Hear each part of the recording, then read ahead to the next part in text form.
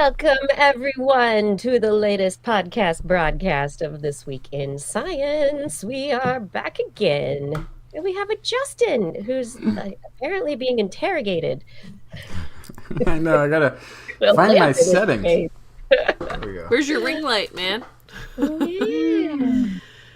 We're so Remember excited. the pandemic when everyone had a ring light? I never bought one. I think I got one of these. That's what this is.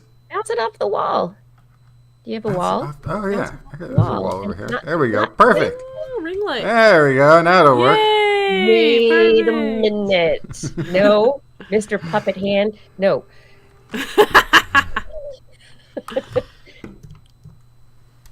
Oh, that's actually much better. There we go. Okay. Now I have a reflection on my nose. Where's that coming from? I don't know. Is it sunny where you are? Looks like you've had some. No, it's nighttime. Okay. Well, oh my gosh. Oh, okay. Yes, we know that. Turn down your ring light, man. Look at you. I think she's just asking if you've gotten some sun since the last time we saw you. You look like you've been in the Central Valley. Oh, I have. Yeah. This is like a week in the Central Valley, and I've completely changed complexion. Yeah, exactly. Your skin is so happy. Your body's thanking you for all the vitamin D. But right now, that ring light is not helping you out at all. It keeps putting it. It just keeps. Yeah. It's like I'm going to give you a reflective nose. Where's that breathe right nasal strip coming from? All right, everyone. Welcome to the show. If you watch us regularly, you know what this part of the show is. For those of you who may be joining us brand new, this is the part of the show where I tell you that we're live and our podcast is the neatly edited version of the program. And so if you prefer the neatly edited stuff, please make sure to subscribe to TWIS This Week in Science. Any good place good podcasts are found. And tell your friends as well. This is just getting better and better now. He's like, what are you, like Blair Witch projecting? I have no idea. So what's happening right now is an example of the kind of material that would be eliminated from the podcast version. So this part Justin, tell us where the bodies are. You don't get this in the podcast. So thank you for joining us. Which ones? Very serious. I only want to answer specific questions. Like, how long have you been following me? That's. Did my mic change settings? Oh, good gracious. It should be the right microphone. Justin. Oh, it's my Scarlett. Should be fine. Is my microphone fine? Mm-hmm. Great. Somebody asked. Justin, though, your microphone got all tinny again. So, should I try the other setting? Yes, please. Then back where it was. Thank you for your patience while we play some actually not elevator music for you. There we go. Okay, now you are far away, but you can get closer. Maybe you can turn up your microphone in the. Oh, am I far away now? Oh, no. I'll turn up your microphone. Maybe I can edit mic settings. I'm going to turn up your mic volume. Here, now say something. Like a quarter. Say something. It's the default. Okay, they're saying things, talking out loud with the words. Higher, higher, higher. I'm not loud enough. Okay, so I can try it on my side too.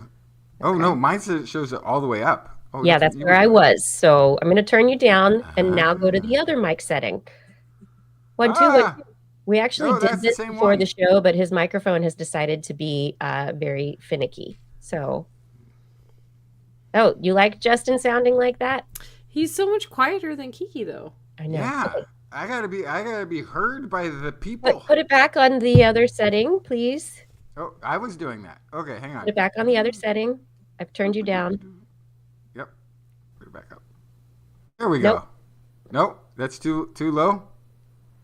Okay, what do we think, Blair? You're listening to both of us. Yeah, Justin, say more. More. That sounds great. Yeah, okay. Here we go.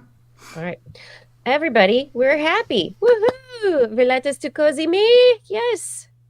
We have sure missed Justin. Aww. Shucks, thank you. He showed up on my doorstep internetly speaking this evening, saying, I've got science to deliver. Oh, I forgot to bring stories. Next time. Yeah, and then I said, all right, let's go play that old game from the Commodore 64, Paperboy. I remember Paperboy. That was a tough game. It was a good one. I like that. That was at least in the arcade. It was definitely a quarter eater. Yeah. Oh my gosh. All right, everyone. Are we ready to begin the show? Mm-hmm. Audio good? Audio video?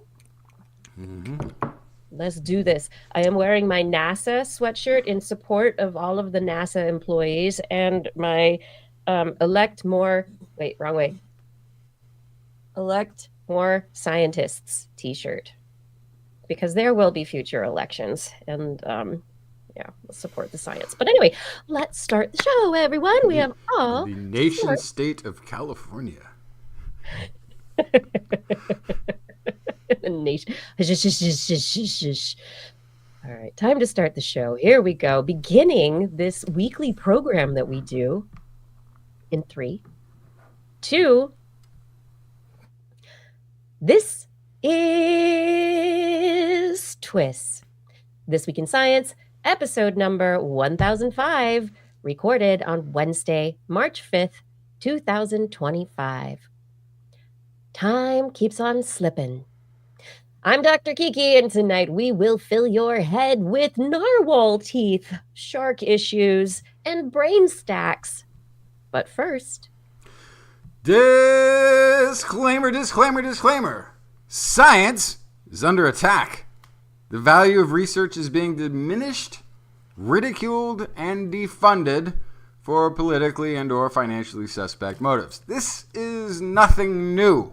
Science has always needed the support of society to succeed and, in some cases, to survive. Without that support, science and the great power of knowledge that it commands can simply go away. If the people with knowledge do not share that knowledge, the knowledge essentially dies. The importance of research to test and to try, replicate, validate, to publish new knowledge is what makes a modern society possible. Without it, what would we have? Many seem to have forgotten or never have learned that without a strong scientific culture and community, societies fail to thrive, they struggle to succeed, and in some cases, they might not survive. Water is not sanitary without science. You will not defeat sickness, injury, outbreaks, or pandemics without science. Energy is unattainable without science. Education without science is not education, it's indoctrination. You cannot have a strong military without science. Imagine an economy that's trying to run without science, where farmers, aircraft, shipping, and fishing boats plan their days without GPS or weather forecasts. Buildings businesses, energy, electronics, financial systems, healthcare, agriculture, logistics, law enforcement, vehicles, military, communications, all rely on science. A society without science will be poor, sick, uninformed, undefended, and unable to understand when they are being exploited. Democracy itself relies on science, on reason, on critical thinking for rational decision making. Without it, the modern world just goes dark. But fear not, or maybe be a little afraid, but keep in mind, we'll keep a light on for you right here at This Week in Science, coming up next. I've got the kind of mind that can't get enough. I want to learn everything. I want to fill it all up with new discoveries that happen every day of the week. There's only one place to go to find the knowledge I seek. I want to know what's happening. What's happening? What's happening this week in science? What's happening? What's happening? What's happening this week in science? Good science to you, Kiki and Blair. It's looping. I told it not to loop. Oh, We get to do it over again, everyone. Keep dancing. One more time. One more time. Oh, and when we dance with sprockets. Yes. Oh, another week, a lot more science. Justin, it's so good to hear that entry into the show. Welcome back. So good to have you. Thank you. Good to be back. Yeah. So glad you could make like it to home. this. Yeah, it is like home. Oh, yay. The gang's back together. Woohoo! For at least one episode. Anyway, we have a great show for everyone tonight. Lots of interesting stories about the goings-on in the world of scientific research and technology. And I have news stories. My son is 14 as of yesterday. Oh my gosh. Breaking news. Oh my God, what is happening in this world? That's the big story. And then what else did I bring? I've got some Firefly and astronauts, got some fusion challenges, a sound spring, and a lot of intelligence, or maybe not really intelligence. We're going to have to talk about it at the end of the show. Justin, what do you have? Oh, I've got a lot of questions. Do weekends really affect surgical outcomes? Can a smartwatch save your life? Could only 5 days of eating processed food negatively affect your health? And does the Mediterranean diet actually do anything? I love all these questions. I want all the answers, and I want them to be right forever, because we know that that's the way that science works. Just one study, and it gives us the answer for everything. Yeah, never mind. That's not how it works, everybody. That's probably what the conversation will be about. Well, thankfully, these are, I think, mostly studies of studies. Some of them are studies of multiple studies. So it's taking all of those individual studies and turning them into one study. Might actually answer a question or two. Wonderful. All your questions sound like they should be followed by the words, tonight at 11.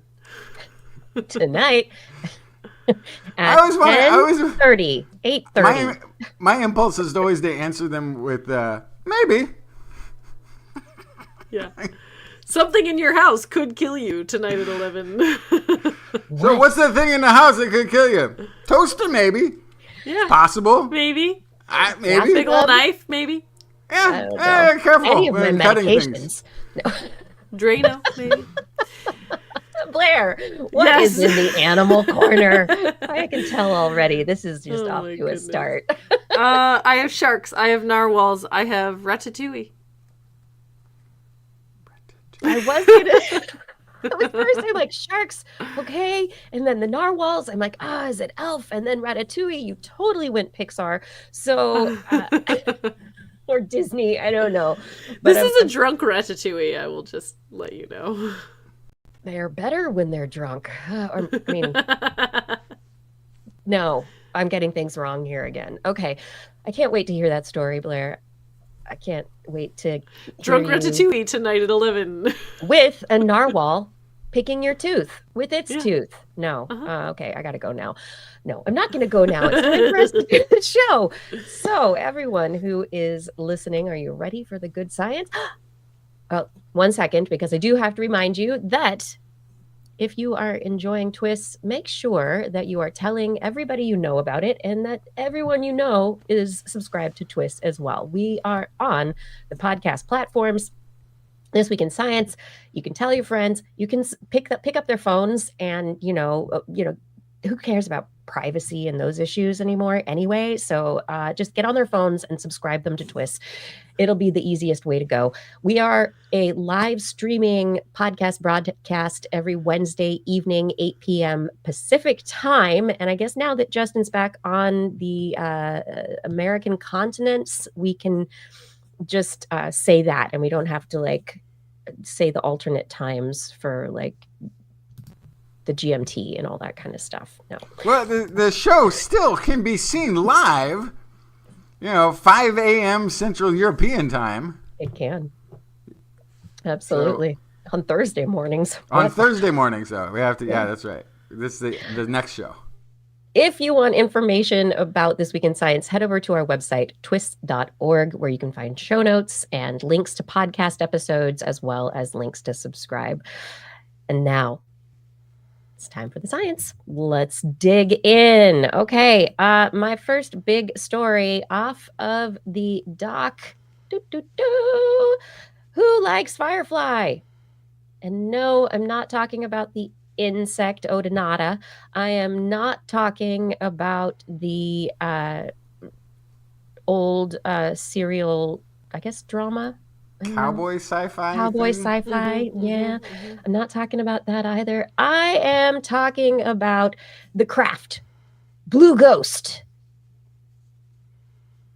which landed on the moon this last week. 2:34 a.m. Central Time, 3:34 a.m. Eastern Time.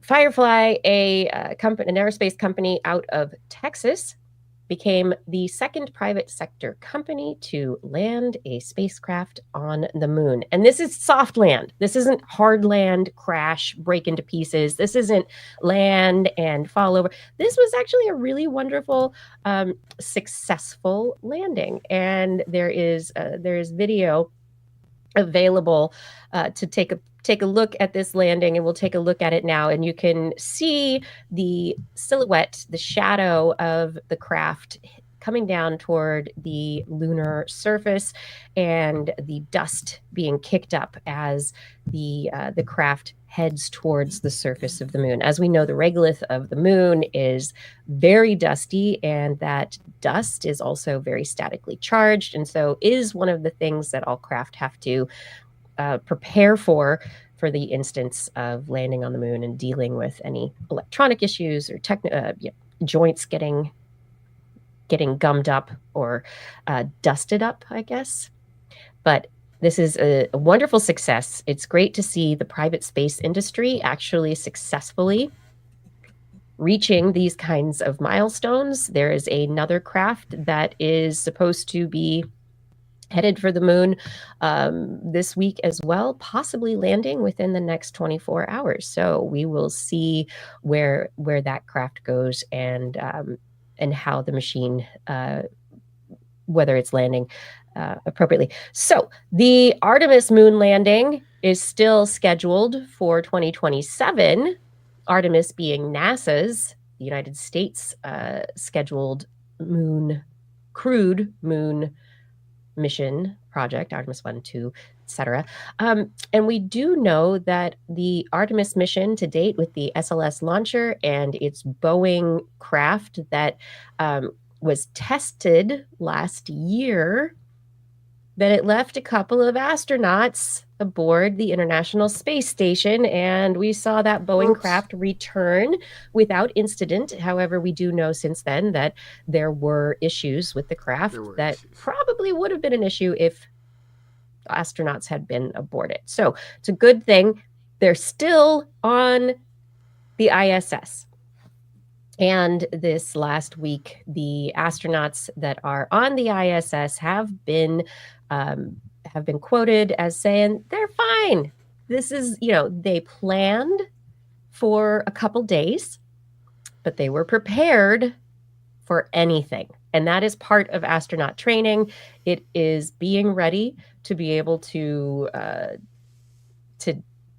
take whatever is handed to you when that comes.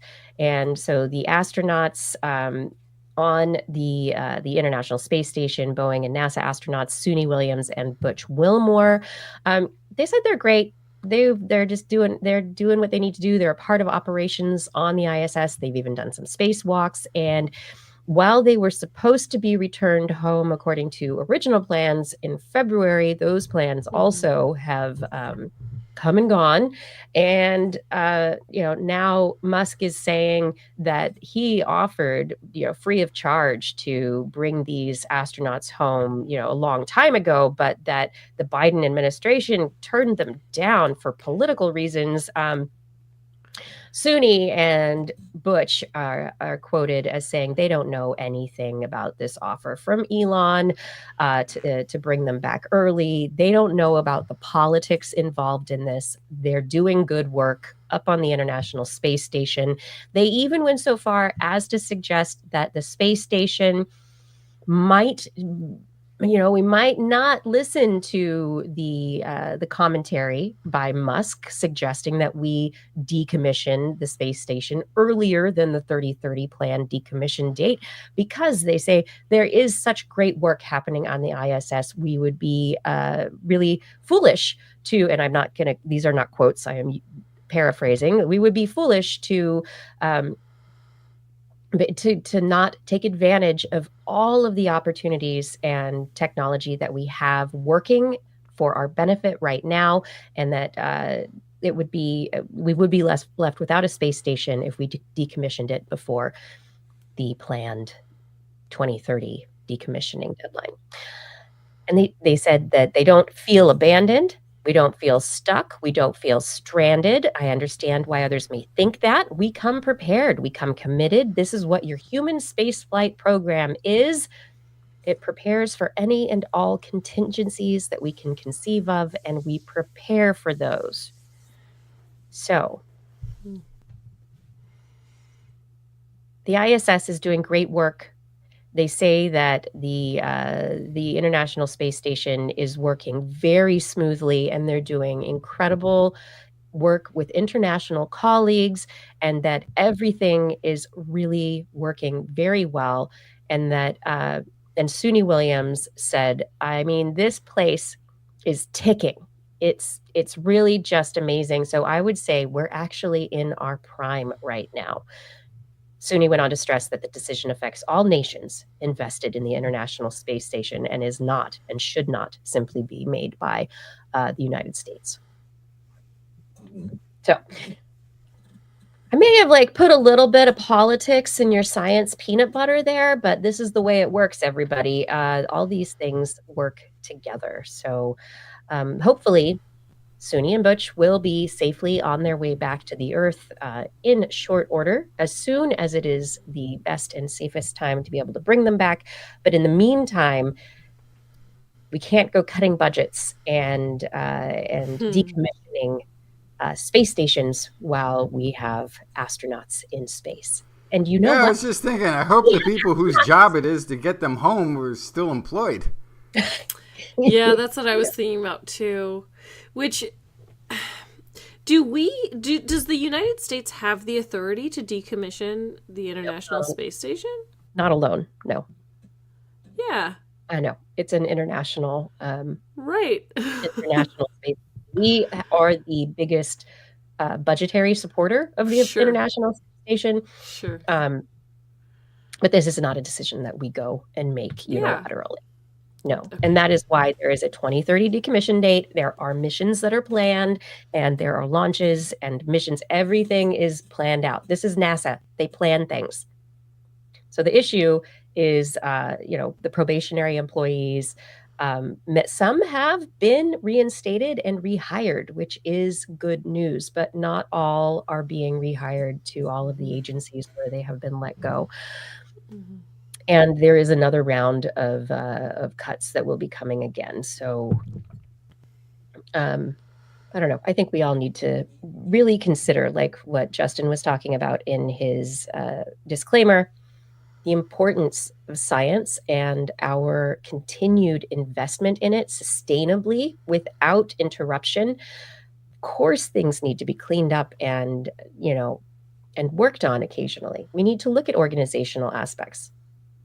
Science is not something that should just run unhindered. We need to look at our practices and but the idea that you can take a machete to this beautiful bonsai of science that might be growing kind of crooked right now.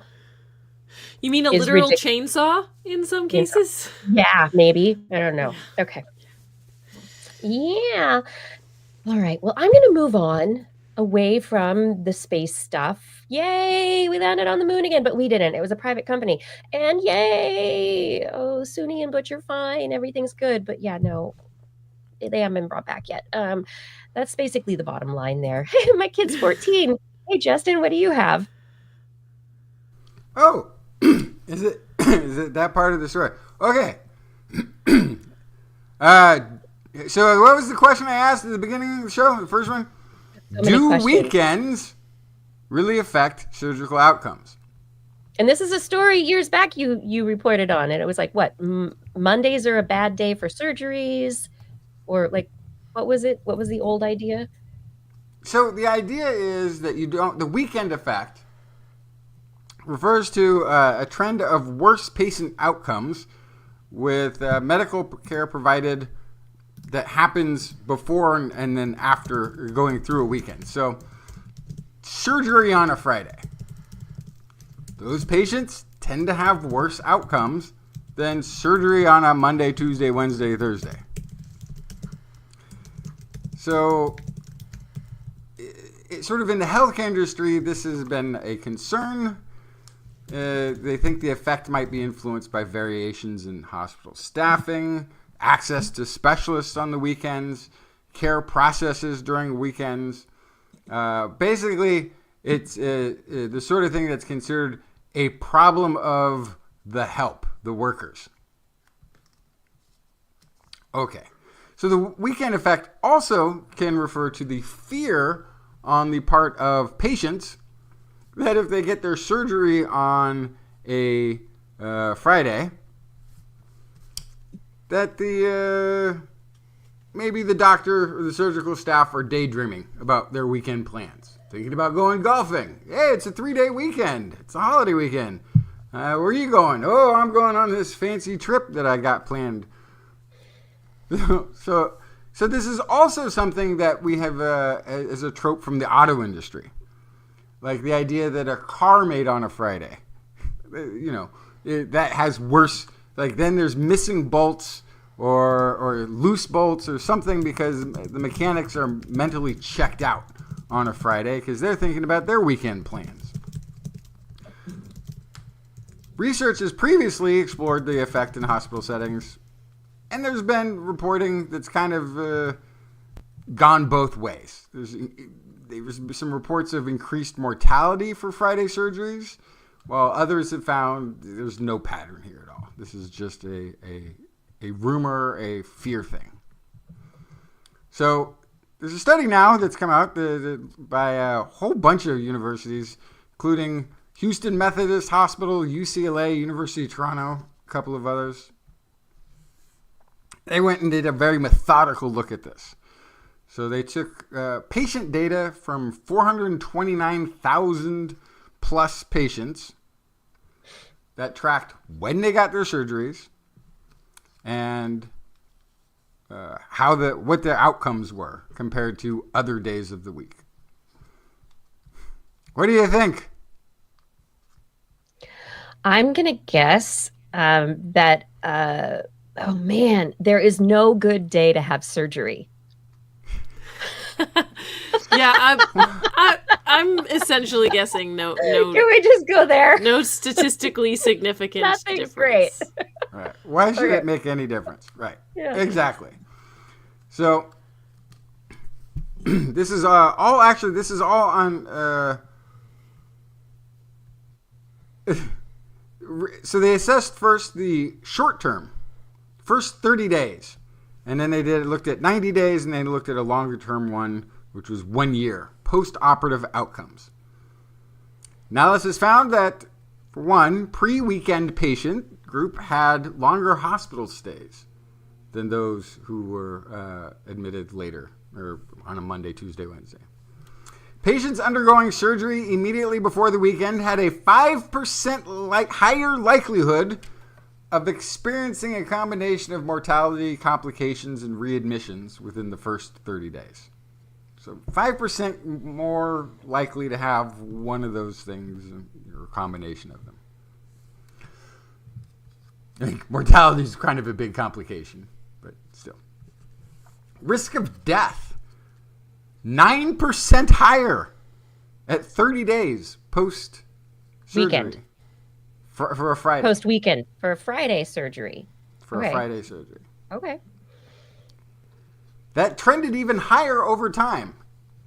If you looked at 90 days, the mortality rate was 10% higher. If you went to a full year, it was 12% higher if you had gotten your surgery on a Friday. Okay, so surgery on Monday. Is this what Tuesday, Wednesday, Thursday? any day but Friday. Anything but Friday. So this is the intriguing part to me. Scheduled or elective procedures. These are procedures where you need to get the surgery, but you can decide whether you want it, when you want to plan to have it. It's not like an emergency situation. Those had the worst outcomes. The urgent, unplanned surgeries, the one where it's like, oh, I might get this kidney out of me right away. Those actually had better outcomes. Then I think they even outperformed the other planned surgeries for the other weekdays. So they were like, oh, well, maybe it's the doctors. We'll look at their statistics. Surgeons that operate on Fridays, on average, were on average 47 years old versus doctors operating on Mondays tended to be 48 years old. So a year different, nothing. Nothing. There was something a little more interesting. Years of practice that they've been practicing surgery. 14 years for the Friday surgeons versus 17 years for the Monday surgeons. But still, that's over a decade for both of them. So that doesn't really, statistically, it's slightly significant, but it's, The study concludes that variations in hospital staffing, reduced access to specialists, and differences in preoperative care processes may contribute to these trends. Mm-hmm. Future research should assess strategies to ensure high-quality postoperative care regardless of the day of the week. So again, they're blaming process. Here's my thinking. I don't think that any medical researchers or hospitals will come out and say, we think there's a liability for doctors to do surgeries before a weekend. Right? No. They're not going to say that because that's whether it's, human or not, it kind of looks like a negligence thing. We can see that the trend is real. So the concerns from previous research are confirmed. People's fear of the weekend effect on a Friday also seems to be justified by these trends. But what I'm wondering, is it the surgery? No, not necessarily on a Friday, but actually the weekend care, so that the actual post-op care may not be as is the weekend care as good as the post-op care during the week, when the doctors are maybe not there during the weekend to check up on the surgery they did on Friday, and someone else is coming in and doing the checkup. So this is my question. It is also, this whole thing is very correlative once again. Yeah. Well, I was also thinking about seniority. Yeah. And so, this is where the years of practice comes into play, which sounds like it's not relevant, but it might be relevant for Kiki, what you're saying about the post-care. Are the people working on weekends also less experienced because they don't have the seniority to have weekends off? I would assume so, right? Like, I would totally assume that's right. But honestly, like, when you're in medical, like, what is a weekend? Like, come on, everybody. Don't they just work for forever? You're a doctor. You're a practitioner. Whatever. You're just there forever now. Mm-hmm. Yeah, do you want someone that tired working on you? Probably not. No. So, but here's also the thing. Like, surgeons daydreaming about a 3-day weekend or whatever, it's a very normal human thing. That should not be ruled out. I think it would be too much to rule out that Friday effect where people at the office are like, oh, what do you think about all this work? It's Friday. Let Monday people deal with it. I don't think that should be completely ruled out of this. So things should be scheduled on Fridays that are less likely to kill you, basically. Well, and actually, the thing that don't have a surgery on Friday. Just don't do it now, everybody. The weekend care, you could kind of say, like, okay, that first 30 days. That's how you can tell it's the weekend care, because that was the only one that was higher. That first 30 days, right? They had a complication that the other ones didn't. But this is at 90 days in a year. It's also even more, it's even higher. Which then kind of tells you, like, no, maybe something went wrong with this. Maybe that surgery didn't get performed exactly right. And that's more of the complication. I mean, I get post-operative care is very important, but is Friday when the you're talking day about that a the year makeup later, surgeries are? Like, it's like something went wrong earlier and they had to do another surgery. So it's like, you know, I don't know. What is it about? What is it about it? What is the scheduling? How do they do it? These are scheduled. Some of them are elective. But these are also they're kind of fall into the elective category because you can schedule it when you need it. It doesn't mean it's like cosmetic or unnecessary or something like this. But I feel like they would have ruled out the makeup surgeries. That didn't come up in what I read. So. Well, now that we have completely answered this question of do weekends impact do weekends impact the way that surgeries turn out? All right, okay, Blair, what's a narwhal's tooth for? I don't know. What's a narwhal's tooth for with you? Is that no? Okay. Making wishes. I don't know. Like, so narwhals sensing known for their... ice, tasting the brill. I don't know. Tasting little fishy Brill? parts. Check it. Krill? What do they eat? Krill? I don't know. I don't know what's under the ocean. They also don't eat krill. So Krill, narwhals... it's very cold krill. Yes, they're from the Arctic. You're right about that. They're where it's cold. So that's a point for Justin. So tusk. What is a narwhal tusk made of? Tooth. It's Everybody knows that. Everybody knows that. There are Not people everybody who think narwhals aren't real, so I don't think so. But anyway, this tusk or tooth is usually found in males. Occasionally, females will have it. They can grow up to 10 feet long, and by and large, scientists aren't sure what they're for. This is where this gets. Because they're unicorns of the sea. Yes, they're very hard to observe. It's very hard to observe them using them for anything. And so there's very few observations recorded of these guys using their tusks at all. And so enter drones. This is actually a use of drones that I think is excellent. Love it. Aerial drones have taken video of narwhals from above. This is at the operation of Florida Atlantic University's Harbor Branch Oceanographic Institute and Canada's Department of Fisheries and Oceans in partnership with Inuit communities in Nunavut in Canada's high Arctic, all work together to record these guys using their tusks in the wild. And what little was known previously about them was that they have done reproductive behaviors, some sort of posturing with these things. And so that could be why, but it also feels like there's some interesting selection that could be related to how they're actually physically used for something. And so... like stabbing. Yeah, like stabbing. And so they found them engaging in many different behaviors with these tusks or teeth. In this drone footage, they captured 17 distinct behaviors. So over a lot of different footage, they were able to sort these into kind of 17 different categories. Some of them were also not directly linked to fitness, which means it was akin to play or exploration or something just kind of frivolous that they were doing with their tusks, which is fun. They were using their tusks to investigate, manipulate, and then influence the behavior of Arctic char. So that is what they eat, Justin, not krill. Char, big old kind of fish. Yeah. So they were using them to they stun them. They were smacking the fish. Excuse me? Yeah, and in some cases, even making them completely unconscious or potentially killing them before eating them with it. So they weren't skewering them, but they were smacking them.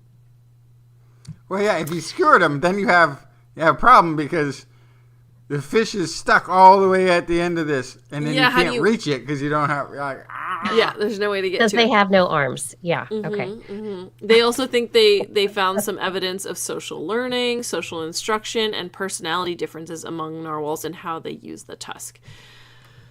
And I mean, there's a lot here, but basically they had amazing dexterity, precision, and speed of movement with the tusk. They regularly made adjustments to track moving targets. The tusk is being used for a lot of things, and so this is just the tip of the iceberg. So we're in the Arctic, get it?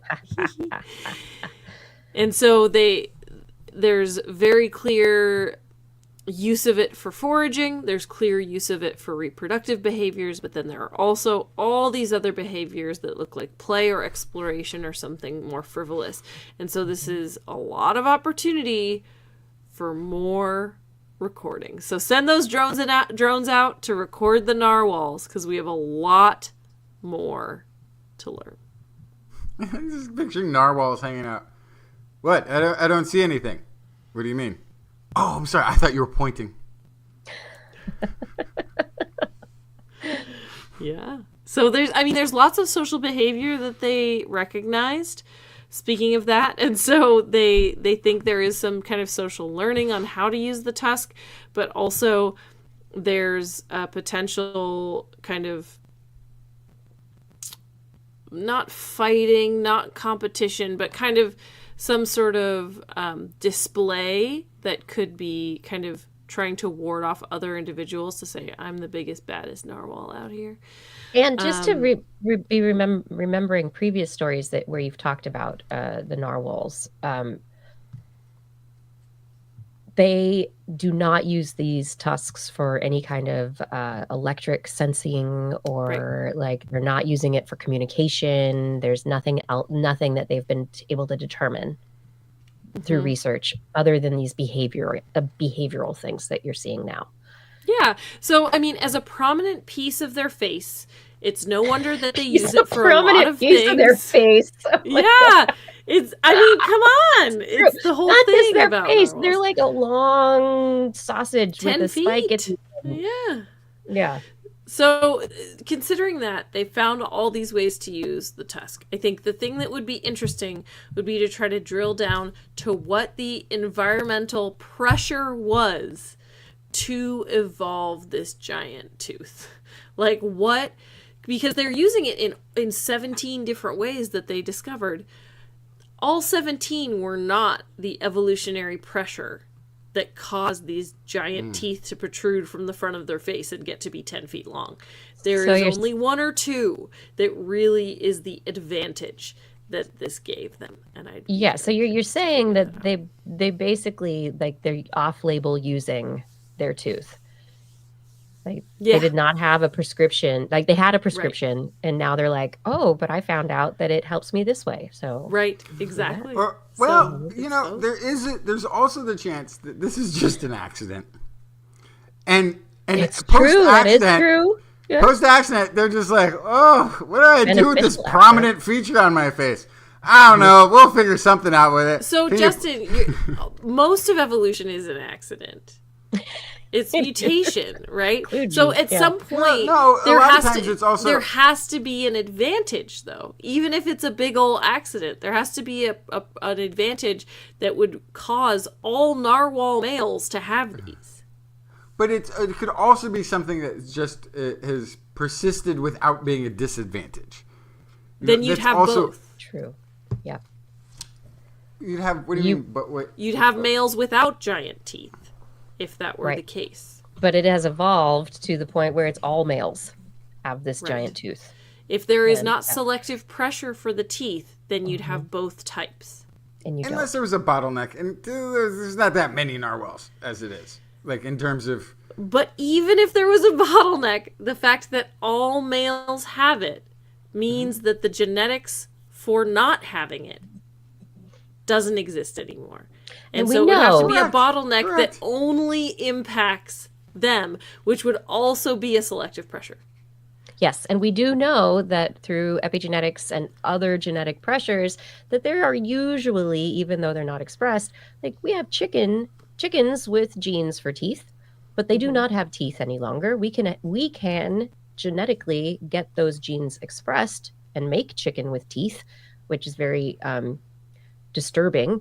But the evolutionary pressures for the chickens do not create a need for them to have those teeth. So naturally, they do not present the teeth because the selective pressures have pushed them to the side, and they don't get their teeth out. But here we've got narwhals. Females don't have the horn, the tooth. It's not a horn, it's a tooth. Most of the time. Every once in a while. Every once in a while, which that's the interesting thing, right? So what's the thing that leads to the females? And do we have males that do we have males that do not ever have the teeth? All the males always have teeth. I do believe they do, but I'm gonna do a lightning fast fact check here. You can check that. We're gonna move forward to another science story. I love this. Not all peaches are fuzzy. What did you say? Well, like the T-Rex did not have small arms. No, T-Rex body had size. The normal right-sized arms that it had always had, but the rest of it got bigger. So sometimes the feature's like, what would be the purpose of small arms? No, there wasn't. It's not that there was a purpose for it. But you don't you don't see T-Rex with no arms. You don't see T-Rex with giant arms. You just have T-Rex with arms. Yeah, but I mean, you don't see whales without teeth. All right, baleen counts, I think, or whatever that is. We see all kinds. Anyway. So occasionally males are born and do not have the tusk. Occasionally, but by and large, the grand majority of them have it. So the big question remaining is that we do not have the answer to. That might be where Blair is looking, but have there been genetic studies that also look into hormone levels and let us know exactly the factors related to hormones and gene expression during development in narwhals that lead to male versus female expression or non-expression of the narwhal tooth horn? I don't know. The unicorns of the sea are amazing. And the fact that they don't stab each other with those things, why are they not jousting? I mean, I don't know. Yeah, they should be jousting more. That's true. But also, see, okay. So one last thing, I'm gonna derail. One last thing. One more derail. It's great. If you could get drone footage of males doing behaviors and females not doing that behavior, and then females with tusks did that behavior, that would be a really clear indication of things that tusks were really advantageous for, right? Because you could really delineate, okay, male narwhal to narwhal, yep. tusk versus no tusk. What is the difference in behavior? How does it help? How does it not help? Yeah. Well, moving on from narwhals to nuclear fusion, as one does, we have asked the question many times. Well, I mean, I've asked the question, and I feel like I've asked it a lot of times on this show.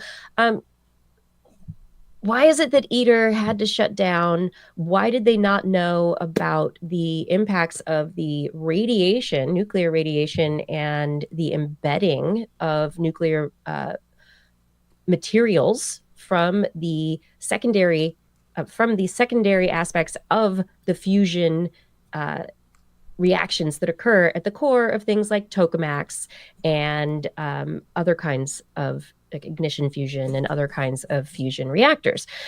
This is one of the things that is potentially going to hamstring future efforts for nuclear fusion because it's not something people have talked about outside of the nuclear physics engineering community too much. But apparently, when you have nuclear fusion, the particles that come from that reaction very often interact with carbon in the walls of the reactors in which the reactions take place. They're not just free to go wherever, they are still subject to physical chemical interactions, and when they impact at very high speeds because of the fusion and the forces that are involved in the energy output from the fusion reactions, the particles that come out interact with the carbon and other compounds in the walls of the fusion reactors and can embed themselves there and lead to decay processes that can either build up weird materials in the walls of new materials in the walls of the reactor, which would then over time build up and be a problem for future chemical interactions and molecular interactions from the products that are coming out and hitting the walls. Also, if you've got a tokamak where you're supposed to have a very clean, beautiful internal environment for the plasma to flow around in, we talked about it last week, Blair, right? The stellarator with its weird design, like the twisty like donut Mobius strippy thing. Yeah, versus the regular donut-like tokamak, where we have to use interesting tweaked magnetic fields to keep that plasma spinning and at a high pressure and temperature inside of that tokamak. If there are impurities and other buildup in the inside of the tokamak, that itself could interact with the plasma and reduce the efficiency of the plasma and the reactions occurring within the tokamak. And so researchers are just publishing this last week in it's in Nuclear Materials and Energy, Deuterium Retention Behaviors of Boronization Films at D3D Diverter Surface. Basically, they're using deuterium because deuterium is easier to come by, but they're using deuterium to model what could also be tritium-based reactions as well. And tritium and deuterium are two of the compounds that are being used in these nuclear fusion reactions, and they are going to be used moving forward. So we need to be able to model what's going to happen so we can build better reactors and have better reactions. They found that boron films are deposited during these reactor uses. They used this facility that is not ITER, but they've been doing tests and have determined that the deposited films contain 10% carbon and co-deposited deuterium for a boron-deuterium ratio of 5:2. So the boron, the carbon, and deuterium bond together. And they're suggesting that we need to figure out how to build reactors that do not contain carbon in the lining of the reactor core. So carbon has to be kept low to minimize the bonding that'll take place. Because you have to have temperatures of about 900 Kelvin to remove the boronized products that then begin to build up on the inside of the tokamak or whatever reactor you're developing. 600 Kelvin is necessary to remove deuterium that's retained in the boron-deuterium bond then. So you need really, really high temperatures to be able to do cleanup after the fact. So anyway, if we can keep carbon out of the picture, that's great. So basically everything needs to be lined with titanium, basically. All of our tokamaks need to be lined with titanium. Justin, you're going to say. But wait, when you started off, you said something about that it's radioactive? Yeah, so it's because the deuterium is still bound to it. It is still radioactive, and it builds up over time, becoming more and more radioactive. And also, the buildup itself is like the buildup of any kind of material on a surface, plaque in your arteries, etc. And it will lead to reduced efficiency of these kinds of reactors over time. So how do we keep it from happening? How do we make sustainable, long-term fusion reactors possible? How do we face this challenge for our energetic future? But I'm glad that researchers are looking at this aspect of it, not just like the how do we do fusion now. We're actually past that point, and we're actually getting to the let's build this stuff kind of part of the story. And now it's like, okay, we don't want to put billions of dollars in only to determine that we can use it once. And then after a month, we can never use it again, right? So how do we create something that is sustainable? So these questions are very important.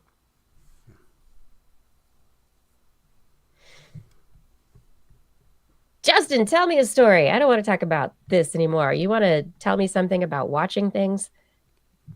Oh, I was going to tell you a story about, can a smartwatch save your life? Could it? So maybe. Hey Siri, save life. Hey Siri, I need your help. Save my life. That's Thanks. the story. Maybe. So it's a logical next step for smartwatches that monitor heart rate and pulse, and that sort of thing, right? Is that this is a machine learning algorithm running on a smartwatch that demonstrated the ability to detect sudden loss of pulse with high specificity, 99.99%, and moderate sensitivity, which is 67%, which I think means it might get it wrong occasionally. Might have a little bit of false. 67% for sensitivity, but 99.99% specificity. And I have now obliterated which one of those means it gives a lot of false positives, but it sounds like it's pretty high false positives. Yeah. Or no, actually, specificity, maybe it's the other way around. Maybe it's very low false positives, but not always very good at actually detecting it. Or 67% detects it correct, but almost never gets it wrong. Right. So it's 67% sensitive for the, hey, you might be not having a pulse. Yeah. And when it does do that, when it does 99.99%, right. That's it. Thank you. So if you are the type of person who has a very high hard pulse, or you wear your wrist smartwatch very tightly against your body so that it's a strong signal, I would imagine that would be a much easier aspect of the sensitivity, right? Yeah, it could be. Could be. So this was a study led by Google Research. They designed it to identify cardiac arrest events and automatically place an emergency call when it senses an event has occurred, with the caveat of if the user is unresponsive. So it can detect that the pulse has stopped, and then it's like, hey, how you doing? I mean, does it ask, did you take your watch off? Mm-hmm. That was one of the first things. Is everything all right? Did you take your watch off? I don't sense a pulse. Oh, you're correct. So this is specifically designed for the worst case scenario of a heart attack.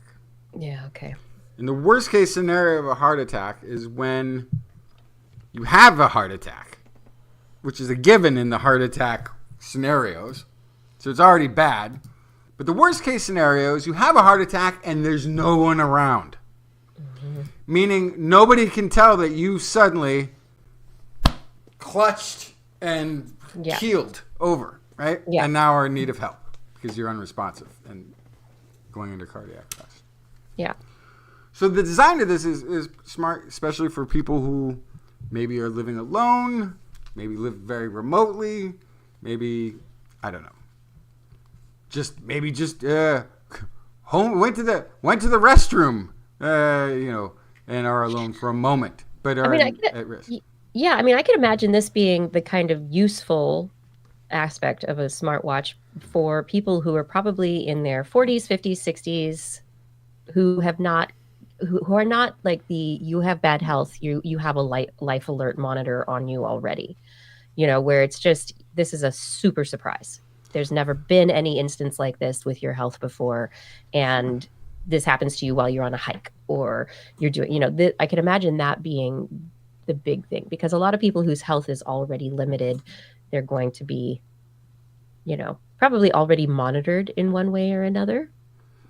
Yeah, well, like if you're in a hospital, you probably, connected up to the boop, boop. You don't probably need the watch. No reason. On. Yeah. Right. Exactly. It's when you're out and about. And this is especially if somebody's had a past, cardiac arrest, stroke type of an event. This might be a thing that you would want to have on all the time when you're not in hospital. So the way they trained it's interesting. They went to an electrophysiology lab. So there's patients who undergo defibrillator testing, ventricular fibrillation. There's, what is it? The arterial, they've stopped atrial atrial fibrillation, or Yes, and tourniquet-induced atrial occlusion. But Yeah. basically, there's all sorts of things where they stop and restart the heart for people who have heart fibrillations, this sort of thing. So basically, they did this, tested this watch with hundreds of patients who were having their heart stopped intentionally under controlled circumstances. Plus, they had 21 professionally trained stunt people simulate cardiac arrest collapses. Which is, I don't know why I'm so amused by that. Like, so what's the job? Oh, you're going to have a heart attack and fall down on the ground. You know, it's like, I can handle that. Simulated. But then like 10, 20 times. What's interesting, I opened up the study. It said that they simulated the stopping of a heartbeat with a tourniquet, which is, you got to crank that thing pretty hard to stop the pulse. To stop the blood flow. Yeah. Good times. So Thank you, Yeah, there- volunteers in this study. Oh my So God. they road tested this, and they went out and basically, it looks like it was pretty successful. There was what it said, one false emergency call per 21.67 user years, which is I don't like it when they put things in user years because I always have a hard time really comprehending what that means. But what it means is it's almost without false emergency calls. Okay. Which the current alert system on the Apple Watch, when they're like, your pulse is too fast or your pulse is too slow, I feel like there's a lot of mistakes with that one. Yeah. And so the thing is, for this to roll out, for all the benefits that it would have, it cannot be making, if there's as many people with this smartwatch as there are people with Google phones or iPhones or whatever, with smartphones, you're going to have emergency calls all the time for people who are, maybe took their watch off or however it makes the mistake, wore it too loosely or whatever it is. So, or who put a tourniquet on. It kind of has to be perfect for you to call an ambulance, right?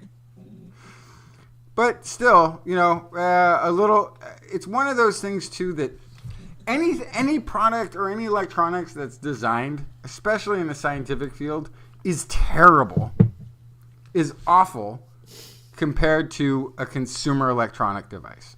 Because a consumer electronic device ends up getting basically beta tested by tens of millions or hundreds of millions of people. I mean, by the time we got this current incantation of an iPhone, it's been billions of tests on versions previous to it, right?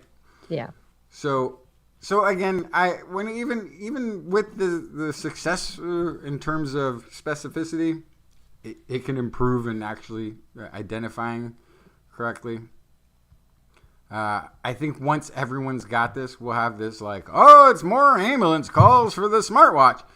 It will be like the year one, and then it'll get better. Gonna be working. Yep. Then it'll just Unless be they working and take saving this lives. into account and start building it in already. And just Might as well. anyway. Go for it. Moving on from the smartwatch and heart attacks, let's talk about hearing and your ears. The ears are so cool. And honestly, I really love our ears. Hair cells are important for hearing in our ears. And we know that damage to the hair cells in our ears over time leads to hearing loss. And once you kill a hair cell, you cannot bring it back. There's nothing I can do. I mean, Dr. McCoy would, he'd be like, damn it, Spock. There's nothing I can do. Anyway. They could definitely replicate new maybe ear in the Star hairs. Trek future, this is what we hope for. But the question is, what are the different aspects of hair cells and hearing that are involved in that whole important process of transducing sound waves into actual electrical signals that allow us to hear and allow us to have what we consider our sense of hearing. So in the ear, in the hair cell, we've got in the ear, we've got the membrane of your tympanum, and that is the thing that's lined with these hair cells. And the tympanum, it vibrates, and it has different frequencies because it's a different shape. It's like this long spiraled triangle of membrane that gets smaller and smaller. So you have different frequencies that are highlighted or isolated at different points in that tympanum. And along there, it's attached to these little hair cells. And hair cells, they are in this membrane, bloop, bloop, bloop, and they jiggle and they jiggle and they like to wiggle, wiggle, wiggle. And the hair cells move around based on how the membrane vibrates. But then the hair cells themselves, they're attached to, they have like an ion channel that's attached to what has been like hypothesized to be a spring within the hair cell, and that this little spring mechanism probably stretches and has tension to it that changes the amount of that the ion channel opens and allows ions through that then go on to stimulate the neurons and change, to allow this electrical transduction to take place from the physical vibration.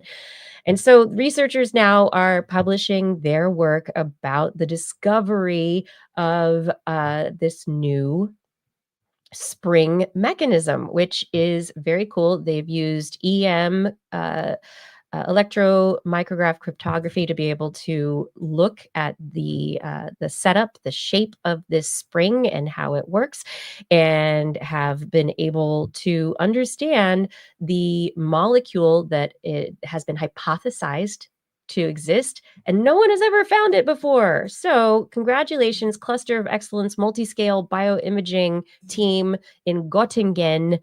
They actually were able to isolate and identify and figure out what this spring looks like and how it actually works. It's pretty exciting. And I think it is a really big move forward, because from here, what it allows us to do is to really nail down those little tiny pieces of the system and how the different parts work together. And maybe we can look and see which parts of the hair cells are breaking down. Is the spring part of the breakdown process? What is happening in that process of hearing loss? And are there genetic problems with these springs at any point? And can we actually help make better springs for your ears? I don't know. So we're so analog. I know we are. It's so cool. And then our hearing is so awesome. Except then, it's all this spring and hairy triangle situation going on, and then what's at the end? Oh, we just digitize everything to the brain from then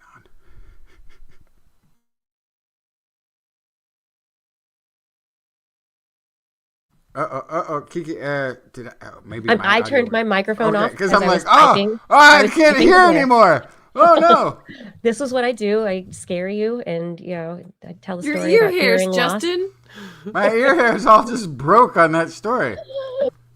All of them.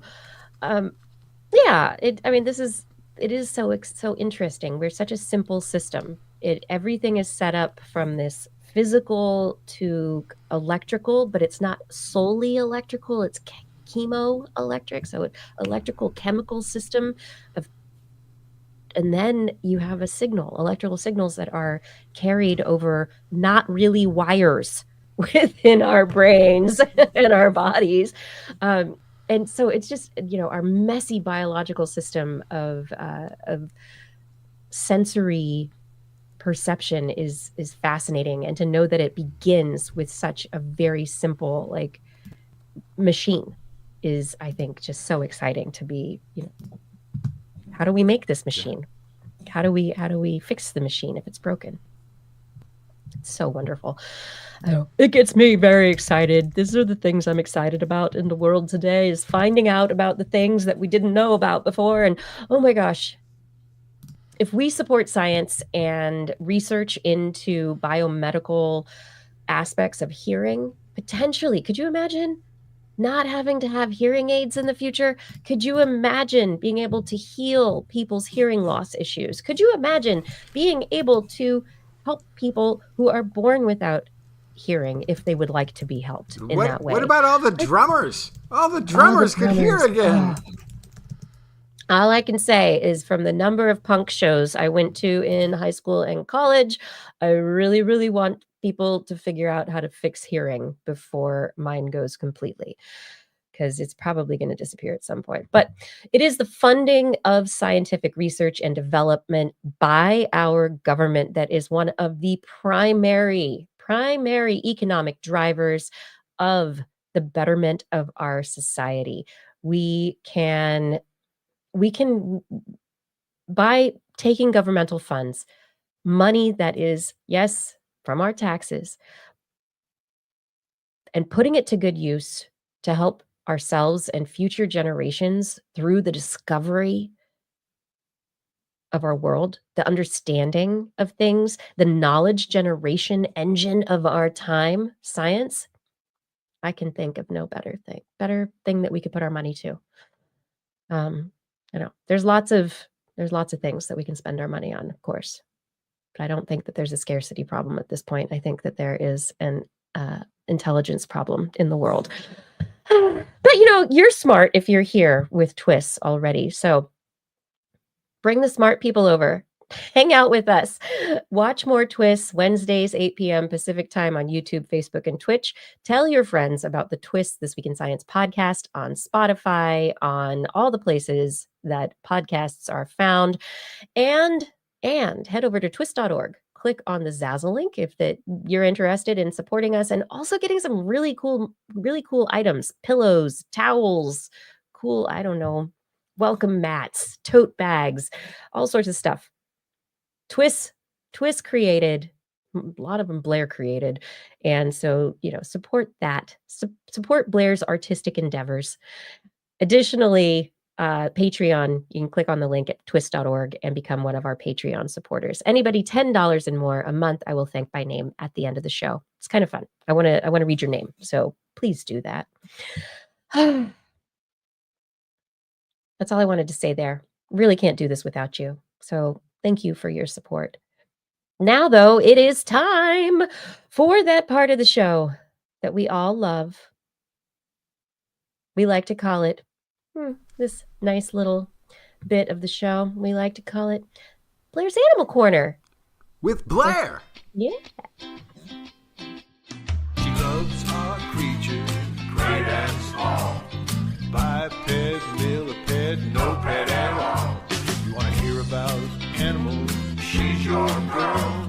Except for giant pandas and squirrels. There's Animal Corner. What you got, Blair? Sharks are important. Are they? What? Who said that? What? I mean, many biologists, many times. But us humans, we don't like sharks. We want to get rid of them, often in areas where they might conflict with humans. We also like to eat sharks, a lot of humans. And also a lot of sharks are caught in bycatch, so accidental catching related to fishing for other things. So sharks have a lot of pressures on them. But a recent study by the Australian Institute of Marine Science found that sharks are pretty important to coral reefs. And that's because the absence of sharks correlates to the resurgence and just kind of population explosion of the crown of thorns starfish. Which, do either of you know why that's a problem for coral reefs? Crown of thorns starfish like to eat them. They're bad. They eat coral. Yes. Yes. And so I'm not even going to say that they're bad, but it's that you don't want too many of them. They are part of the ecosystem, but you want a very small influence by the crown of thorns starfish. If you have too many, your coral gets eaten up, gets stressed out, will bleach. It's a whole thing. So The crown of thorns starfish are not responsible for the bleaching. It's just they're there when things are going bad. Is that what They can be responsible, because if they're eating at the coral a bunch, then the coral will get stressed out and go, ah! Oh, so it increases that threshold for damage. Yes. Or reduces it, absolutely. actually. Yeah. Mm-hmm. So, why would the absence of sharks increase the presence of crown of thorns starfish? Ooh. Do sharks eat crown of thorns? I was hoping you would guess that. No. Darn it. All right. I went for it. No. It's still quite simple, but not that simple. There's one extra step. So in DNA studies, they were able to find that small predatory fish consume crown of thorns starfish. But sharks scare small predatory fish. Okay. When sharks in a reef system are removed, it changes the behavior of small fish predators. So when sharks are around small species, they feed close to the safety of their coral. That means they eat what's closest, which is the starfish. Eating starfish is not easy. Takes a lot of energy to kind of crunch them up. But when sharks are removed, then these smaller fish venture into the water column, and they'll eat fish, squid, easier things to catch and eat. And so when they change their diet in that way, they actually grow faster because they get to eat more, right? But not as energy intensive. Yeah. Yeah, but they're not eating the crown of thorns starfish. And so the crown of thorns starfish can explode in population. And so just, I wanted to throw out there that obviously sharks are an important part of any ecosystem, and we want to preserve them as much as we can. But there are also unintended consequences. It's more than just the direct prey items for these sharks. There can be all of these additional kind of cascading results when you remove an apex predator like that from an ecosystem. It reminds me very much of the wolves of, I want to say, Montana. Yellowstone. Where was it Yellowstone? Where now suddenly the forests were being replenished and the beavers were back at the dams. The river and part moved. of the problem was is because it was how the deer were interacting in the environment changed when the apex predator left, and it had all these downstream effects. Yep. And so in that case, the pressure from the wolves, when that was absent, the deer went wherever they wanted and ate whatever they wanted. And so they overate in some particular types of plants. They went into clearings more often. They did all sorts of things that completely fundamentally changed the ecosystem, that was beyond just, less wolves, more deer, less plants. It's way more complicated than that. But it is a similar kind of, you have a predator who's there influencing certain behaviors and aspects of the ecosystem. And in this, I think it's so fascinating that without the sharks, the fish are like, I was only here because that's a dangerous neighborhood. So this is safe and I'm going to live and this is great, but this is not my optimal ecosystem. My optimal ecosystem is elsewhere and the food's better, but that's too dangerous with the sharks. I mean, that is so fascinating. And Justin, why are the coral reefs so important? Oh, you're muted.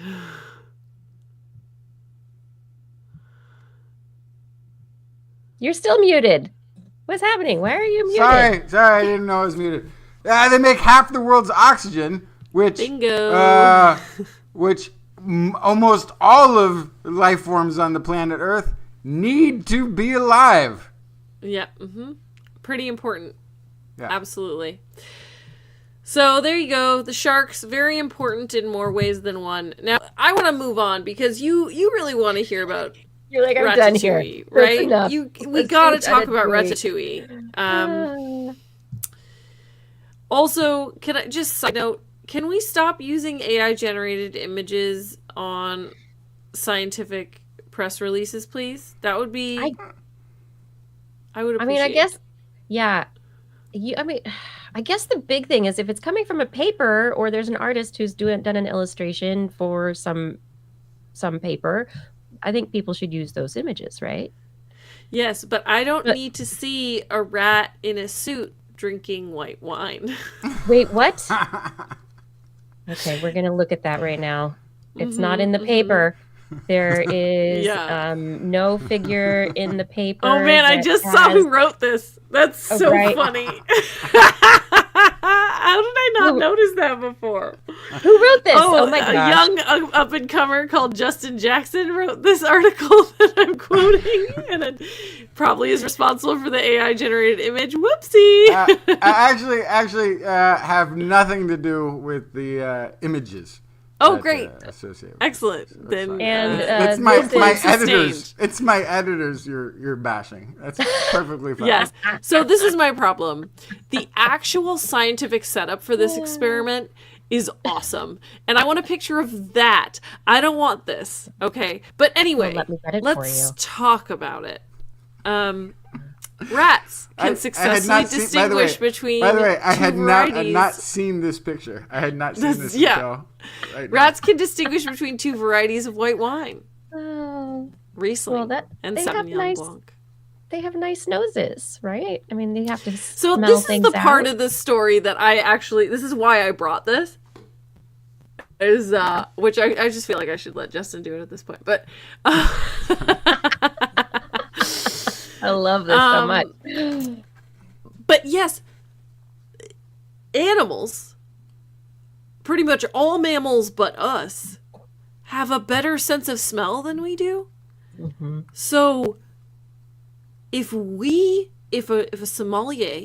human sommelier can smell the difference between wines, so should a rat, right? Okay, regardless. This is a study out of University of Trento, University of Lincoln, University of London, University of Vienna. And the crux of this is the idea that you need linguistic or human-specific context, cognitive abilities, conversation to make the connection between wine varietals. So that's another piece of this that I think is really interesting. The other kind of crux of this is, are wine varietals made up? And the answer is no. So, because I think if you want to have an animal distinguish between different kinds of wine, then there has to be objective differences that can be detected regardless of who you are and what the context is. And I think that is ultimately what this study is getting at. Is, yes, obviously rats are smart and have good noses, but also wine varietals are distinct enough that a creature without language to talk about bouquet and notes and tannins and all these things can still identify the difference between a Riesling and a Sauvignon Blanc. So they took 9 adult male domesticated rats. They trained them on odor categorization tasks previously. And then they had kind of a, can you identify the Riesling? Can you identify the Sauvignon Blanc versus a non? And so they were really good at it. Overall, they maintained an 80% correct response for 3 consecutive sessions, trying to figure out which was which. So, I'm really curious to find out whether the rats are able to learn more things like acidity versus, the generalization of categories of Sauvignon Blanc, Riesling, Gewürztraminer, that's different amounts of sugar. There are different, this is like an apple versus an orange. There are different types of apples, but those are all apples.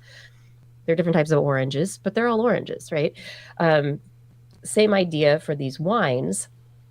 So I'm not surprised at the general categorization, but when they can tell me what is earthy or what is has aspects of grass or baby diaper or whatever other words are used by sommeliers to describe varietals of wine, I think then we hire them for the wine award tastings. Yes. There'll be truffle, there'll be tobacco, there'll be all these things that they have. With Sauvignon, it's like, is it, or Chardonnay, is it oaky? Is it, So I had one. I went to one of these. Shard. I went to one of these wine sniffing events where they have all these essential oils or something made up of scents that go into, and then you're supposed to try to identify them. And I got one of them. I was like, oh, this one is an old motel room. The way motel rooms used to smell. And then somebody else was like, this is what my grandmother's house smelled like. And then we discovered it was tobacco. Which is like, it's something that you used to always smell in motel rooms because people used to be, smoking in motel rooms all the time. And so it was like, that's what I associated it with. And somebody else associated it with their grandmother's house. And then there was like one that was like, oh, this is a forest floor. And that turned out to be truffles. But I couldn't identify anything for the thing that it was. I could just identify associated things. Mm-hmm. I've done those before and am just really bad at it generally and end up drinking the wine. That's just what I do. Mm-hmm.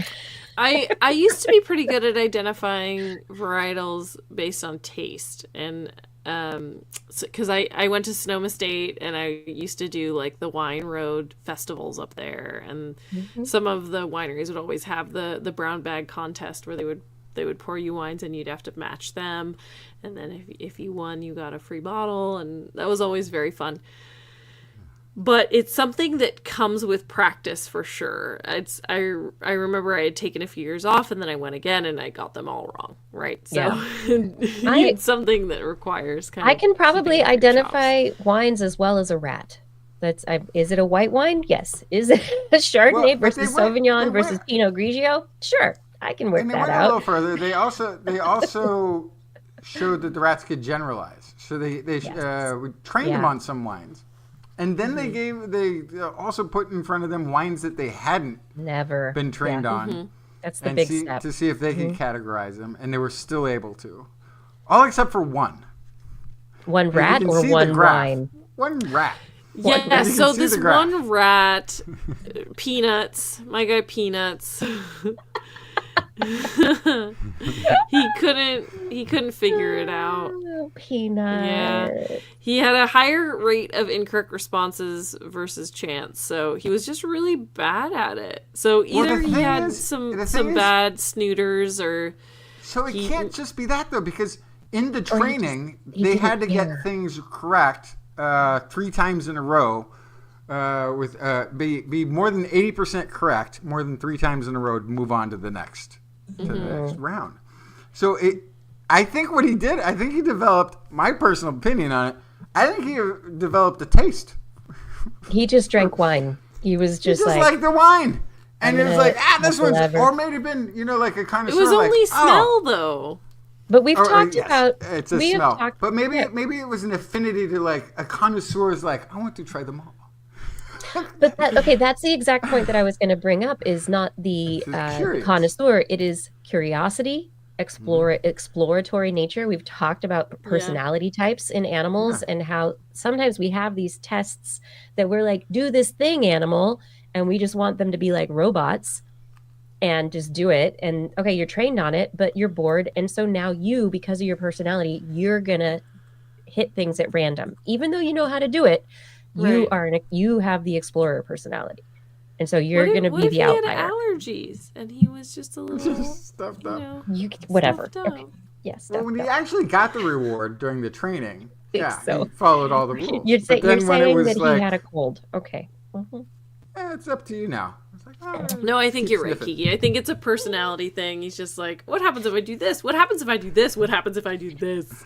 I mean, because on the data, Badger wasn't amazing either. He was, probably within. They didn't have any error bars, standard of error bars around those responses for the falses versus negatives. So I'm wondering how close, really, if we compared their average performances, how close would the errors be between Peanuts and Badgers? Well, I think Peanuts was the only one that got it wrong most of the time.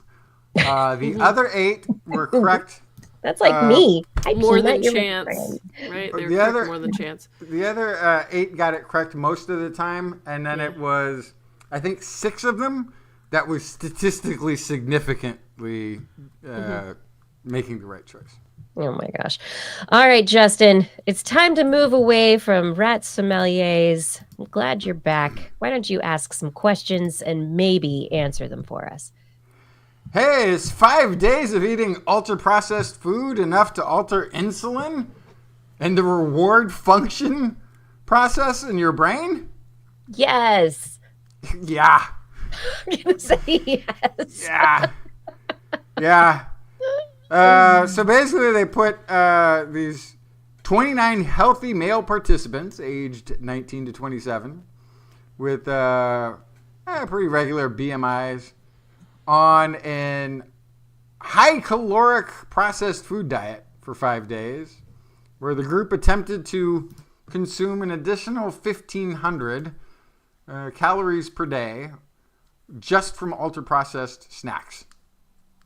And there was a control group that, there was 11 of them in a control group. So 18 of them volunteered or got picked to eat all this junk food, and another 11 were the control group. So when you're saying food, so the junk foods, the processed food, was it like every meal of the day they're like just eating like I don't have a Twinkies and breakdown, but sausages? they have the normal, I guess, 2,000 calorie a day diet? Right. And then it was an additional 1,500 calories that they were supposed to eat. That sounds bad for you, just generally. But it was only 5 days. So what could go wrong? That's like a vacation in Hawaii. Come on. They got it was tougher than it looked, apparently, because the participants only managed to do an average of 1,200 extra calories. I wouldn't be able to do it. Yeah. Unless it's all wine. In that 5 days, their liver fat content significantly rose from 1.55% to 2.54%. That's bad. It's like almost doubled. Yep. In 5 days. Oh my gosh. There was no change in the control group. There was no evidence of any significant body weight changes, peripheral insulin sensitivity, or inflammatory markers. Those all looked normal, both groups. Brain insulin responsiveness was assessed through fMRIs. And basically, baseline immediately post-intervention, 1 week after resuming a regular diet. So they did a little bit of a follow-up there. And brain insulin responsiveness increased post-event in the right insular cortex, left Rolandic operculum parts of the brain, midbrain. Yeah, just pons. those brain parts. Mm-hmm. Right. I'm talking about, it's like talking about countries on a map where you've never seen the map, right? Right. All right. Anyway, insulin activity also was significantly lower in the right hippocampus and bilateral fusiform gyrus. Didn't even know we had one of those. I love the fusiform gyrus. It's so important. The changes in brain insulin responsiveness correlated with liver fat accumulation and the dietary fat intake. So there was no difference really seen in the hypothalamic insulin response. But what was interesting though is there was they noticed through some assessment tests that there was the reward processing centers were compromised. Yeah. Yep. Reward learning apparently relies on the brain's ability to associate certain behaviors with positive or negative outcomes. which play an active role then in future food choices. Disruption of this pathway has been widely observed in individuals with obesity, often resulting in altered eating behaviors, heightened preference for calorie-dense foods. So, just 5 days of this diet, and you could already see they were being put on the pathway to continuing to eat high-caloric processed foods. Yeah, the brain was like switching over. It's like, this is what you're eating, and this is what we want. This is going to be a continual downward spiral. No. So they were participants completed a go no go reinforcement learning task designed to measure sensitivity to rewards and punishment. Performance in this task is supposed to reflect how effectively the brain processes and adapts to feedback, which is crucial for lots of things, including regulating eating behavior. After just 5 days of consuming the calorie-rich ultra-processed snacks, participants showed decreased reward sensitivity and increased punishment sensitivity. Oh my gosh. Suggesting that participants found rewarding outcomes less motivating and gained a heightened reaction to punishments. Like a negative reaction, though, right? Like, I don't want to be punished. Don't take the candy bar away from me. I feel like this is what's wrong with America right now. It's possible. You've just all been eating too much processed food. This is what's affecting everybody's.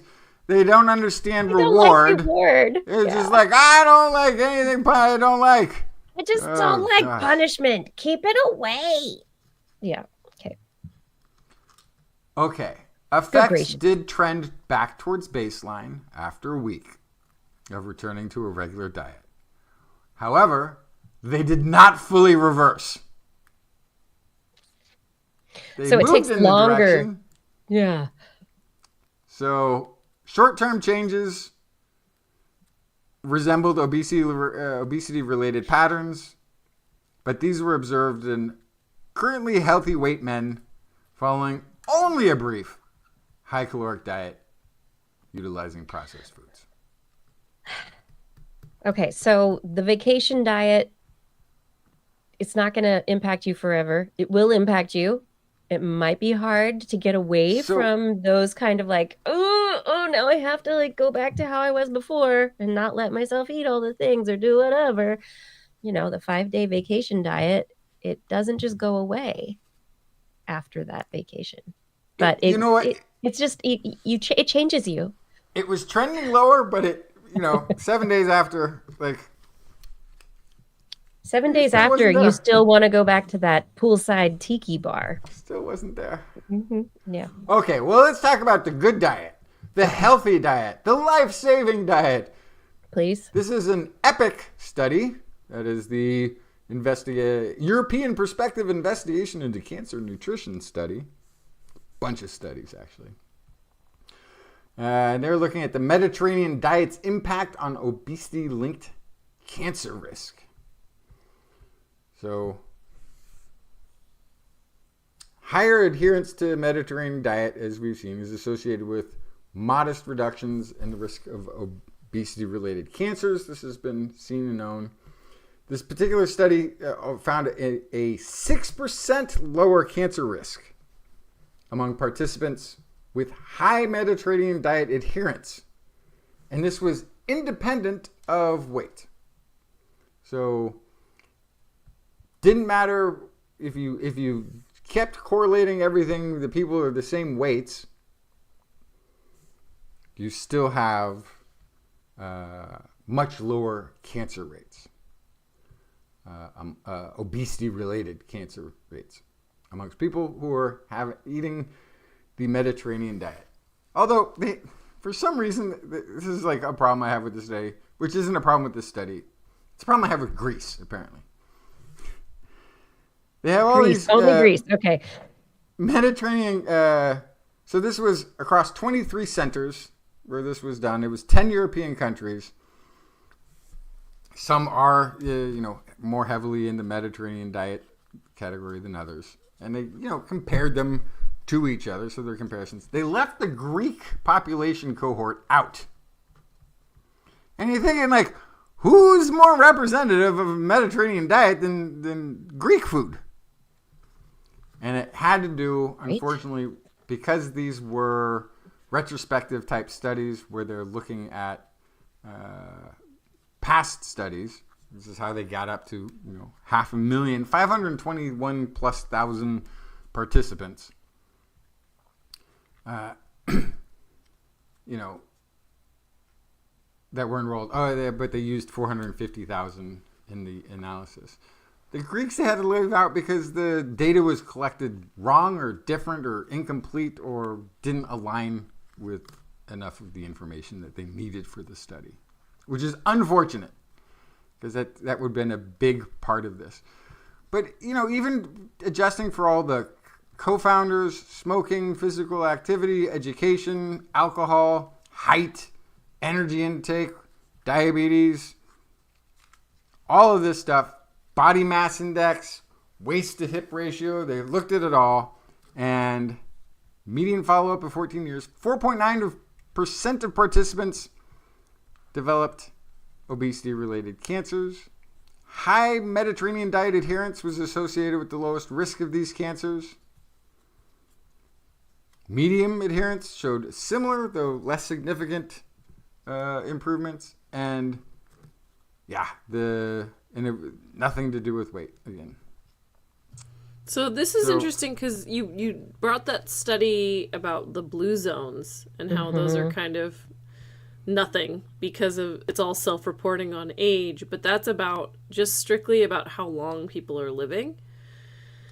This is something very specific that is, it's not just self-reporting. It's a little bit more concrete.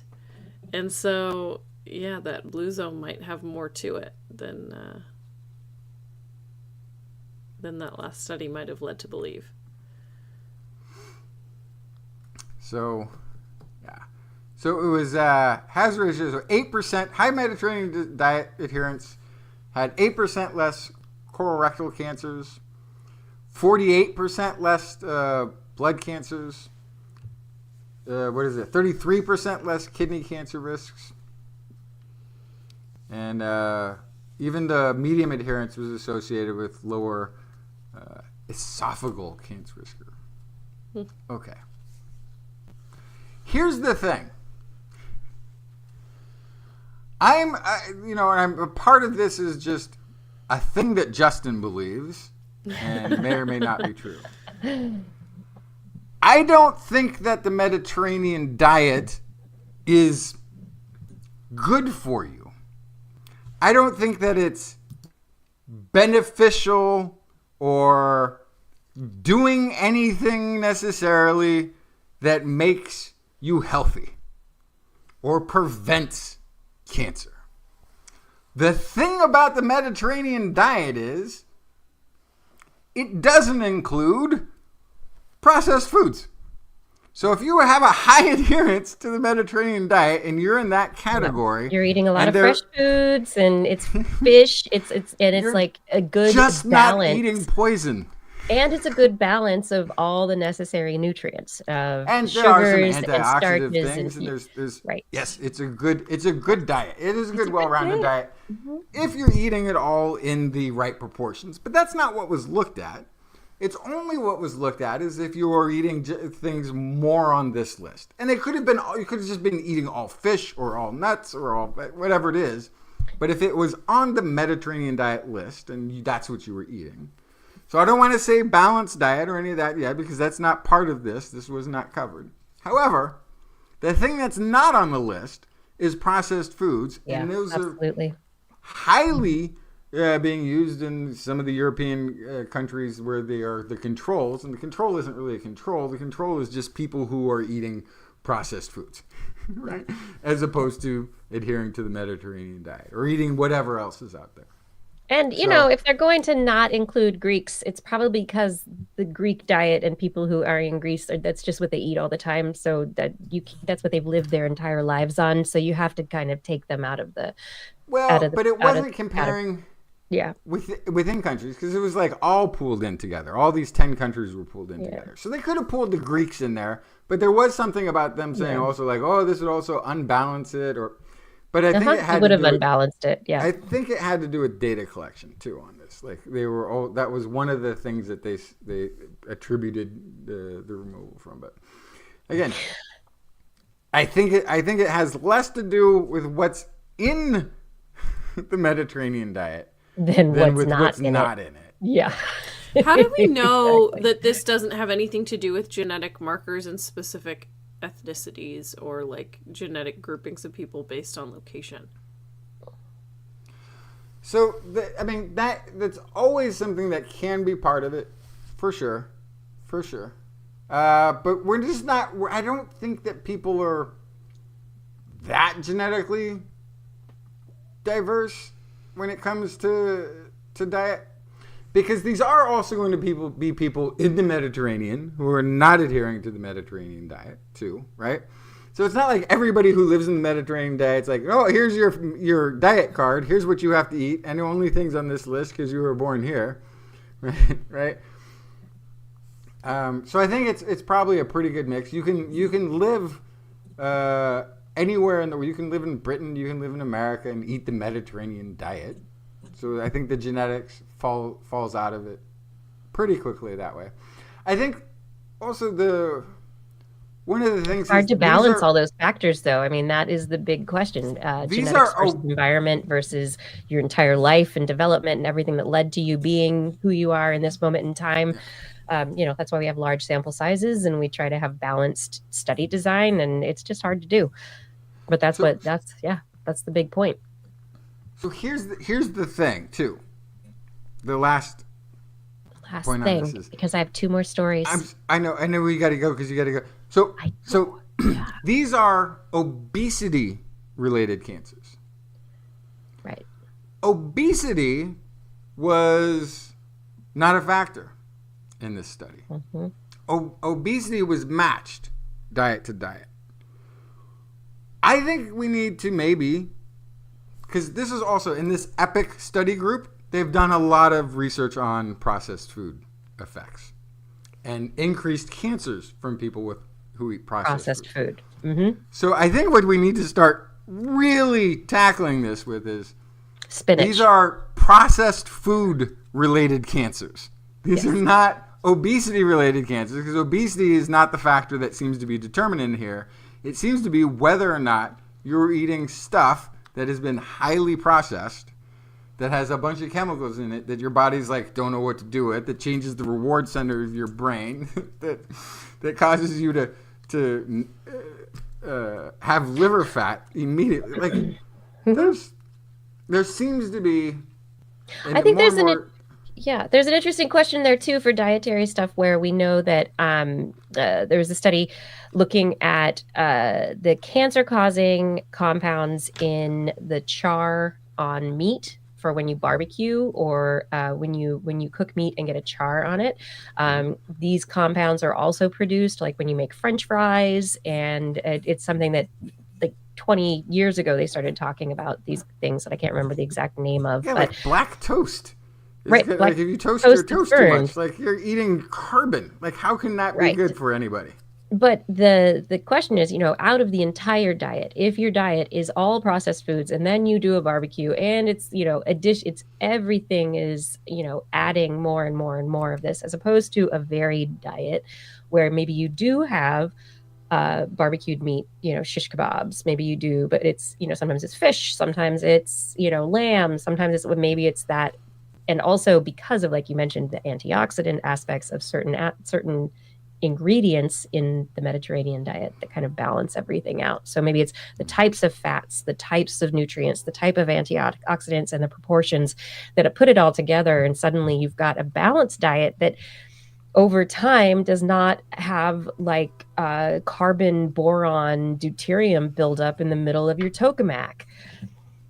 But this could have all been like barbecued fish. Like, I mean, again, this study didn't delve into whether or not anybody had a balanced diet. No. It's just, do you eat the things on this list? Yes. With frequency, right? Yes, I So- do. I love them. Again, I don't think I think it's time to start looking at obesity-related cancers at the source, which seems to be, according to this study and a lot of studies into this epic Not the study Mediterranean diet. umbrella. It's not that the Mediterranean diet is saving you; it's that the other stuff is killing you. Yeah, I think that's fair to say. Well, speaking of things that are killing us, no, Kiki, the artificial intelligence hasn't started killing us yet. It's saving our Yet? lives. No.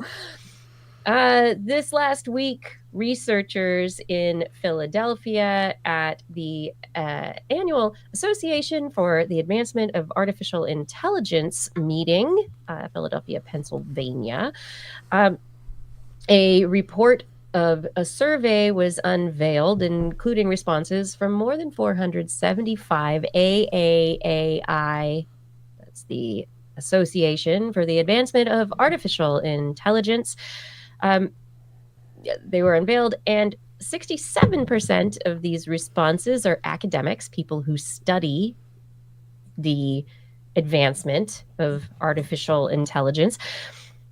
More than 3/4 of the respondents said that making bigger systems, creating just bigger data sets, creating bigger systems is probably not going to let us get to the point that is called artificial general intelligence, which is the point that we've talked about being maybe equal with humans, right? So equivalent to human intelligence. Just getting bigger data sets and doing what we're doing in the same way, making bigger cloud processing centers, that is not going to get us to AGI. A higher proportion said that neural networks, which are the fundamental technology behind generative AI, also alone are probably not going to be able to get us to AGI either. Probably not going to get what we call artificial intelligence, any machine learning, to match or be better than human intelligence. So no AGI, no super AGI. What we're doing, it's great. It's doing good stuff, but the majority of the respondents, who a majority of them were academics, a majority of them said, yeah, we're doing good. It's great, but it's not going to get us to the place where OpenAI and others are saying we're going to get. And the pursuit of these particular capabilities, AGI and superhuman intelligence, says that we shouldn't even be going for that. Less than 1/4 of the respondents said that the AI community should even be focused on achieving AGI. So the majority of artificial intelligence people are like, we shouldn't even be working on trying to get to AGI. That's like going down a rabbit hole. That's getting away from where we're going. One particular researcher out of IBM in this article out of Nature said, Francesca Rossi, she says, as the president of AAAI, says AI should support human growth, learning, and improvement, not replace us. So 84% of respondents said that the neural networks alone are not what we need. More than 60% of respondents felt that human-level reasoning is only going to be reached by getting a lot of symbolic AI into neural network-based systems. But basically, the neural approach is part of it, but it needs to be combined with other approaches to get to the complexity of human intelligence, to even get to where we are. This is a group of academics. Group of academics and people in the research area, who are, working at companies, and this is the Association for the Advancement of Artificial Intelligence, and who have really good brains. Yes, lots of good-brained people. Some of the best brains out of people, right? Yeah. And they're like, whoa, why would you want AI to have a good brain like that? Why do you want it I to get be it. The same equal? reason that, we didn't want you to develop an automatic car building machine so we could keep building cars. No, now you get it. Now you get it. I finally get it. Thank you. Now you understand. Yes. Right. I don't know. I think that's that maybe it's like wishful thinking even at this point. Yeah. To Like, not get to AGI, or that AGI and beyond is wishful thinking. To AGI, to not that it won't get there, I think is wishful thinking on a bunch of big brained academics who realize, oh, this threatens the thing that we do. Like, the artificial intelligence could replace us. Oh dear. Oh, yeah. No, absolutely. Like, that's maybe the we thing. should stop it in its tracks. Like, all of this stuff, like, one of the things that the people who use the tool the most are the ones who are going to get replaced. You know who got replaced? By and large, accountants and people who do accounting work. Like, they still exist. You know, there's some they're lawyers now. They're not, doing math anymore. Because all the spreadsheets and the data compilers and just beyond the calculator, all the computer software that does accounting for people now has replaced a lot of these jobs. And they were the heaviest users of this technology when it came out to organize things and to calculate things and to put things into flow. So, like, yeah, everybody who's a heavy user of this technology is the one who is the most likely to be replaced. Right. But the full acknowledgement of what AGI, what is artificial general intelligence? Nobody is even agreeing on it, the same way that nobody can even agree on what human intelligence actually is. And we're getting to a point where researchers, AGI is exciting. The idea of something equivalent to human intelligence, it is a really interesting concept. But I mean, I think the most interesting take-home point from this isn't the, hey, we shouldn't be looking at this top priority. I don't think that 77% of respondents said that it should not be the top priority. As interesting as it is, I don't think that's the biggest point. I think the biggest point is that the way that we're doing it, the current methods, are not going to get us there.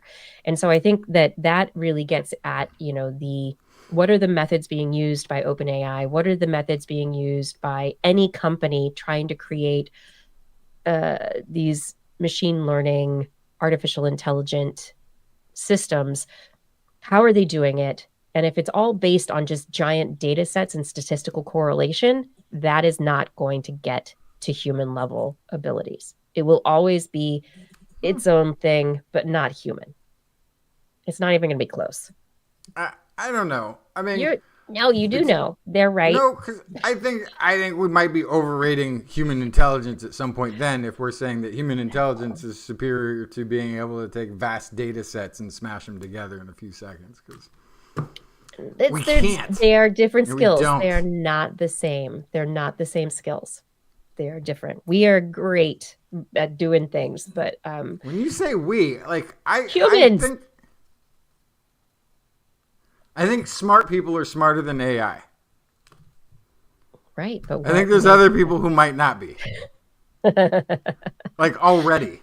That's very possible. I mean, that's what is human intelligence. And that brings me to my next story, my last story of the night, because, oh no, I'm not going to talk about my last story of the night, which is actually like the different ways that people love us. We're going to talk about love us. No, I'm going to talk about synthetic biology brains. Do you remember the story where I talked about the brain in a dish people the brain in the dish people who basically made the Pong game? Mm-hmm. So the brain in the dish played Pong. Well, they're doing other things now, and they have announced that they have created what they call body in the box. And they have a brain stack that they are creating that is available for rental for researchers. It is wetware as a service, WAS.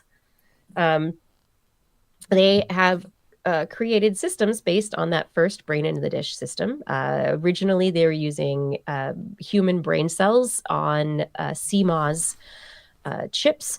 Now they have simplified that back to very simplistic silicon chips that the brain cells are grown on in a a system that keeps the brain cells alive and evenly stimulates the brain cells across the chip to stimulate their growth and connectivity and interaction with the chip itself. So they have created the basically computer, biological computer processing systems that you can buy.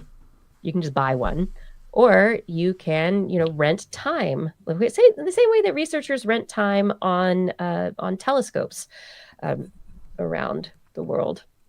You can rent time on one of their synthetic biological computers to test drugs in development, to test questions about synthetic biological intelligence and processing, how to build software for such a system. Yeah. So this is the thing that freaks me out. It's a computer. This is the Matrix. No. This is made of people. No. There's a picture of this like box with some digital readouts on it on the screen right now. For those who can't see it, there's a brain in that box. There's brain tissue. Brain tissue. They're brain cells, and they're all very simple brain cells. It's not, but what they've learned, one of the interesting things, is they've allowed the brain cells to differentiate as the brain cells want to. And so they are finding that the brain cells are like, we're going to make this kind of cell over here. And this new kind of cell is going to grow over here. And so it's like actually a developmental process that they do not control at this point. And they're trying to figure out how they can control the development of the brain cell types in the system to create more, standardized computing technology. So like that's actually they're delving into an amazing thing because very interesting. Tissue and cell generation happens at the local level. Like the differentiation between what a brain cell is going to do or become completely depends on what its neighbors are telling it they need. Exactly. It's the whole system. This is a very localized thing. The thing that freaks me out about this versus like digital AI is that digital AI can break and then it's just broken. I just have this impression that brain cells can just get damaged but still function. And still be doing things in the world. That's the interesting question, right? If you don't have a human brain to work on, what about different drugs, right? You don't want to use animal models all the time to do research. Maybe there are ways to test certain compounds or certain therapeutics on the biological system without testing them on animals to find out how it changes the neuronal responses. How does it change development? How does it change so many things? Yeah. No, it has real research potential. It really does. I'm just very fascinated by their server stack, which is, it's so, it's so head in a jar. Head in a jar. It is. And they're calling the access, online access, the cortical cloud. This company is doing such interesting work. I think it's going to be really fun to watch them. But one of their problems right now is that because it's kind of AI, it's kind of brain research, it's kind of in the middle of everything. It's this weird synthetic thing. They're not like easily definable for the VC money stuff, and so I guess apparently they haven't sold their story well enough. So I don't know. This is probably all PR at this point. We'll see where it goes, but I think the work that they're doing and the technology they're advancing is part of a movement toward this biological, organic, inorganic crosstalk. Maybe the next AI is not just neural networks, but it's actual like synthetic biological neural networks. So this is then the way you get to the AGI. I think so. Yeah, I think the internal dialogue, that crosstalk that doesn't take place on the digital. They can't be quite simulated because the AI isn't writing the code that it needs for itself, but the brain cells are like, hey, I need this process. And then the neighbors all tell this brain cell, you need to differentiate to this because we need this part of the process added. Strap some of those trays to a Roomba, you're in trouble. Oh my gosh. Yes, please. And then it's like the goldfish that drives its tank around where they did that system, but then you've got the brain in a dish attached to a Roomba driving the Roomba. Oh gosh. Mm-hmm. And that's when we get the robot rebellion is when Roombas with the brains in jars. Yeah. There was a zebra fish study not too long ago. I can't really remember the details, but it was neuronal cells that were tracking, that were in the midbrain, that were tracking location. How the zebrafish is located, where other things are located. And they found basically the same gene-generated cell differentiated like 30 different ways based on where it ended up, based on its location, so that and it was, we talk about a quote-unquote cell type. It's basically an environment, right? It's like, what do I need to be? And the plasticity is amazing. It's one of those things where you realize, again, the genetic code is not so much instructions as it is a list of ingredients. And that those instructions happen in these sort of collaborations between cells, making decisions on that level and pulling from the ingredient list of the genetic code. It's there's layers to biology that digital is going to have a hard time replicating. Fully digital. Yeah, these researchers say that their work so far, that their chips, these biological silicon chips, are an ever-evolving organic computer, and it learns so quickly and flexibly that it completely outpaces silicon-based AI chips used to train existing large language models like ChatGPT. They've also been able to show that they've been able to create a system that is electrically stable, where you put in a certain amount of current and you are able to draw a similar amount of current out. And they have a stable network, but it is consistently evolving to its needs. They learned early in the Pong game that the brain, the neurons, like stability. They don't like chaotic signals. And so that's like reward and punishment.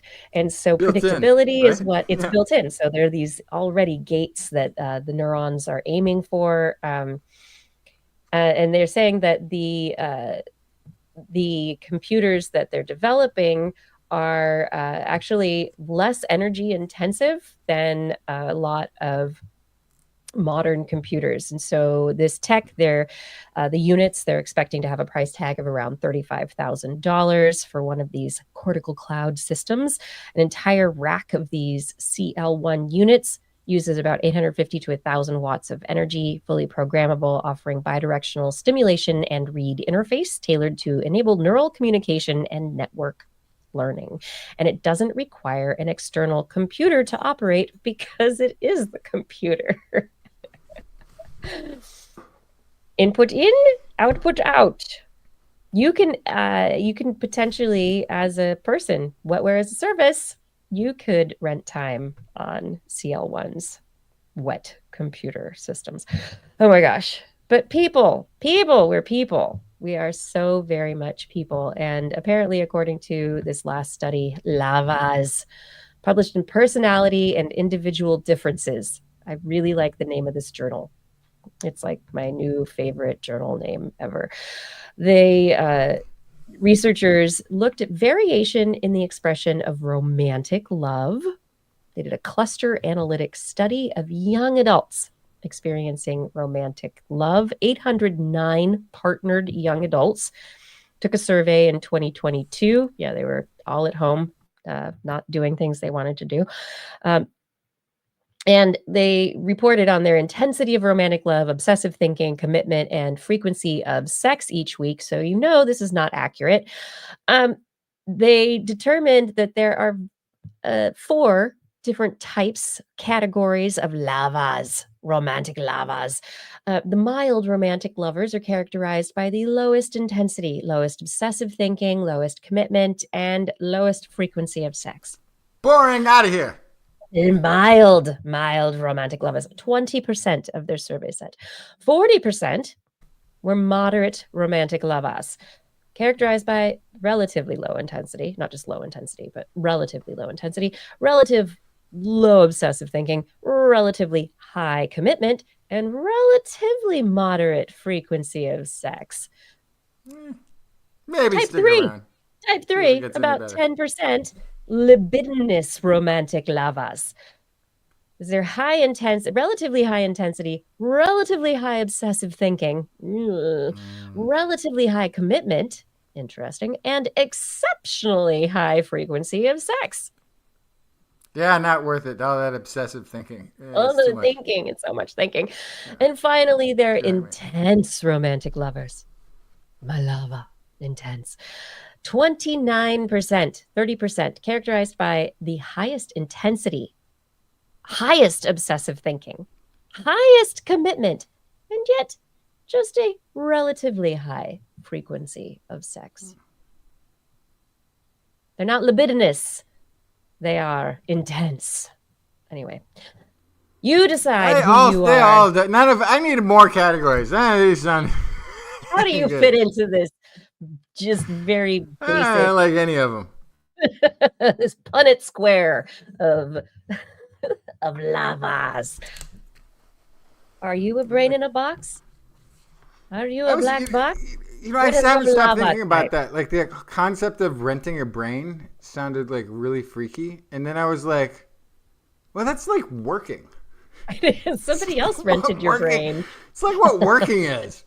People renting your brain. That's all that is. I will pay to have you use your brain and body to do these things I need. Yes, okay. Yeah. People have been renting their brains for thousands of years. Nothing weird about that.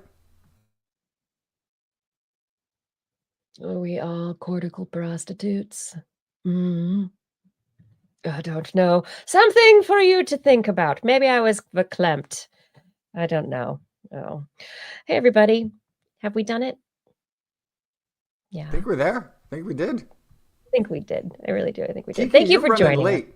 I know I'm supposed to go have a conversation with somebody. I had a 10 o'clock appointment and I am late. So it's time for me to end the show. Are you all ready to end it? Yes. Yeah. Okay. So no after show. No. Yeah. Very short after show. We will close it out and say goodnight. I want to, before we go, though, make sure I say thank you. Thank you to everybody in the chat rooms who are watching live. Thank you. I see you in the chats. Really appreciate that you're here, throwing your ideas into the chat, interacting and being a part of the conversation. It just makes it so much more fun. Discorders, thank you for being a part of making the show happen. Really glad you're there. I will find my way back eventually. I promise. Everything's such a long, winding path to get through. Additionally, thank you, Fada, for all your help with social media and show notes. The work you do is so helpful. Identity 4, thank you for recording the show, except for tonight, because I think you took the night off. And Rachel, thank you for editing the show. And Gord, Arlor, others who help to keep our chat rooms really good places to hang out. Thank you for taking care of our chats, making sure everybody is happy and being nice to each other. Everybody, be respectful, be nice, be compassionate. That's what we do here. And finally, thank you to our Patreon sponsors. As always, I really am grateful that I get an opportunity to read all your names like I'm going to do right now. Thank you to, I'm at the wrong end of the list. Whoops, scrolling up. Thank you to Robert W. Farley, Lauren Gifford, Dana Lewis, Eden Mundell, Alan Viola, Aaron Anathema, Arthur Kepler, Craig Potts, Mary Gertz, Teresa Smith, Richard Badge, Bob Coles, Kent Northcote, George Corris, P.L. Verazarb, John Ratnaswamy, Chris Wozniak, Vegard Chefstad, Jonathan Stiles, aka Don Stylo, Ali Coffin, Shu Bruce, Arrow Forfarn, Don Mundus, PIG, Stephen Alberon, Daryl Myshak, Andrew Swanson, Fredus 104, Sky Luke, Paul Runovich, Kevin Reardon, Noodles, Jack, Brian Carrington, David E. Youngblood, Sean Clarence Lamb. Whoops, I scrolled too far again. John McKee, Greg Riley, Mark Estenflow, Steve Leesman, aka Z, McKen Hayes, Howard Tan, Christopher Rappin, Richard Rendon, Minish, Johnny Gridley, Remy Dave, G. Burton Lattimore, Flying Out, Christopher Dreyer, RDM, Greg Briggs, John Atwood, Rudy Garcia, Dave Wilkinson, Rodney Lewis, Paul Phillips, Shane, Kurt Larson, Craig Landon, Sue Doster, Jason Olds, Dave Neighbor, Eric Knapp, Hello, Lon Makes, EO, Adam Mishkon, Kevin Parachan, Aaron Luthen, Bob Calder, Marjorie, Paul D. Disney, Patrick Pecoraro, Tony Steele. Thank you. Thank you to all of you for all your support on Patreon. If you would like your name to be read out loud at the end of the show or just want to help out, head over to twis.org and click on the Patreon link. Become a member of our Patreon community. On next week's show, we will be back Wednesday, 8 p.m. Pacific Time, broadcasting live from Twitch, YouTube, Facebook, and other channels where they may be available. Want to listen to us as a podcast? Perhaps while you strap your brain in a dish to a Roomba? Just search for This Week in Science for podcasts are found. If you enjoyed the show, get your friends to subscribe as well. For more information on anything you've heard here today, show notes, links to the stories will be available on our website, www.twis.org, where there probably is not a way to sign up for the newsletter at this point. It's still there. We love your feedback. If there's a topic you would like us to cover or address or a suggestion for an interview, please let us know in one of our social media accounts or send us an email. Just be sure to put TWIS, T-W-I-S, in the subject line, or your email will be dropped into a glass of Riesling being drank by a rat on the moon, and we'll never read it. But we will look forward to discussing science with you again next week anyway. And if you learned anything from the show, remember. Oops. Yeah, crash, bang, boom. It's all in your head. Gotta figure out something better than that. Oh my gosh. I'm scrolling down. Oh my gosh. Here we go. This week in science. This week in science. This week in science. This week in science, it's the end of the world. So I'm setting up shop, got my banner unfurled. It says the scientist is in, I'm gonna sell my advice. Show them how to stop the robots with a simple device. I'll reverse global warming with a wave of my hand. And all it'll cost you is a couple of grand. Science is coming your way, so everybody listen to what I say. I use the scientific method for all that it's worth, and I'll broadcast my opinion all over the earth. Cause it's This Week in Science. This Week in Science. This Week in Science. Science. Science.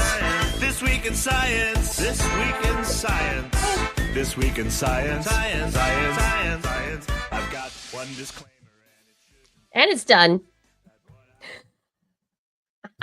Say goodnight, Justin. Take yourself off mute, though. Say goodnight, Blair. Good night, Blair.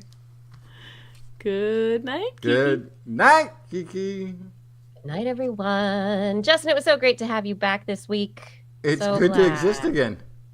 I don't exist outside of the show, so it's very difficult to not really be nice. on the show. Because then you're not. Well, you two have fun next week Cease without to me, exist. and I'll see you in 2 weeks. All right. See us in 2 weeks, Justin. It's awesome to see you. I will count on you for next week now that you're back. Maybe. Yeah. All right, everybody. Stay healthy. Go to your Stand Up for Science protests or marches if you are able on Friday, March 7th. If you want to support or show your support, really, get out and show your support for science, scientific research and development, our governmental economic priorities. Why isn't science, research and development one of them? Stand up for that. You can go to standupforscience.org and find a march near you if you hadn't known it, you didn't know about it before.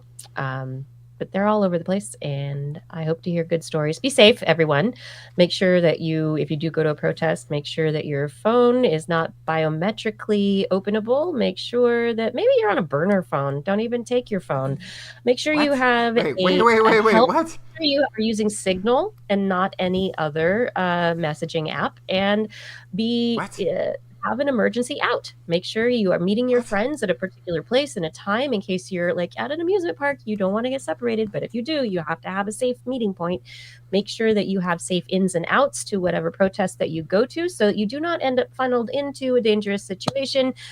Make sure that you take care of yourselves. I worry about everybody in the world, and I hope everyone ends up out in public doing the things that we as citizens are allowed to do in a very safe and responsible manner. Okay? That's my lecture. Be safe, stay healthy. Thank you for everything that you do. Thank you for everyone out there. Really appreciate who you are. Thank you for having This Week in Science be a part in your lives. We will see you next week. Stay curious. Stay Hopefully, lucky. I'm going to a rally on Friday. I don't know.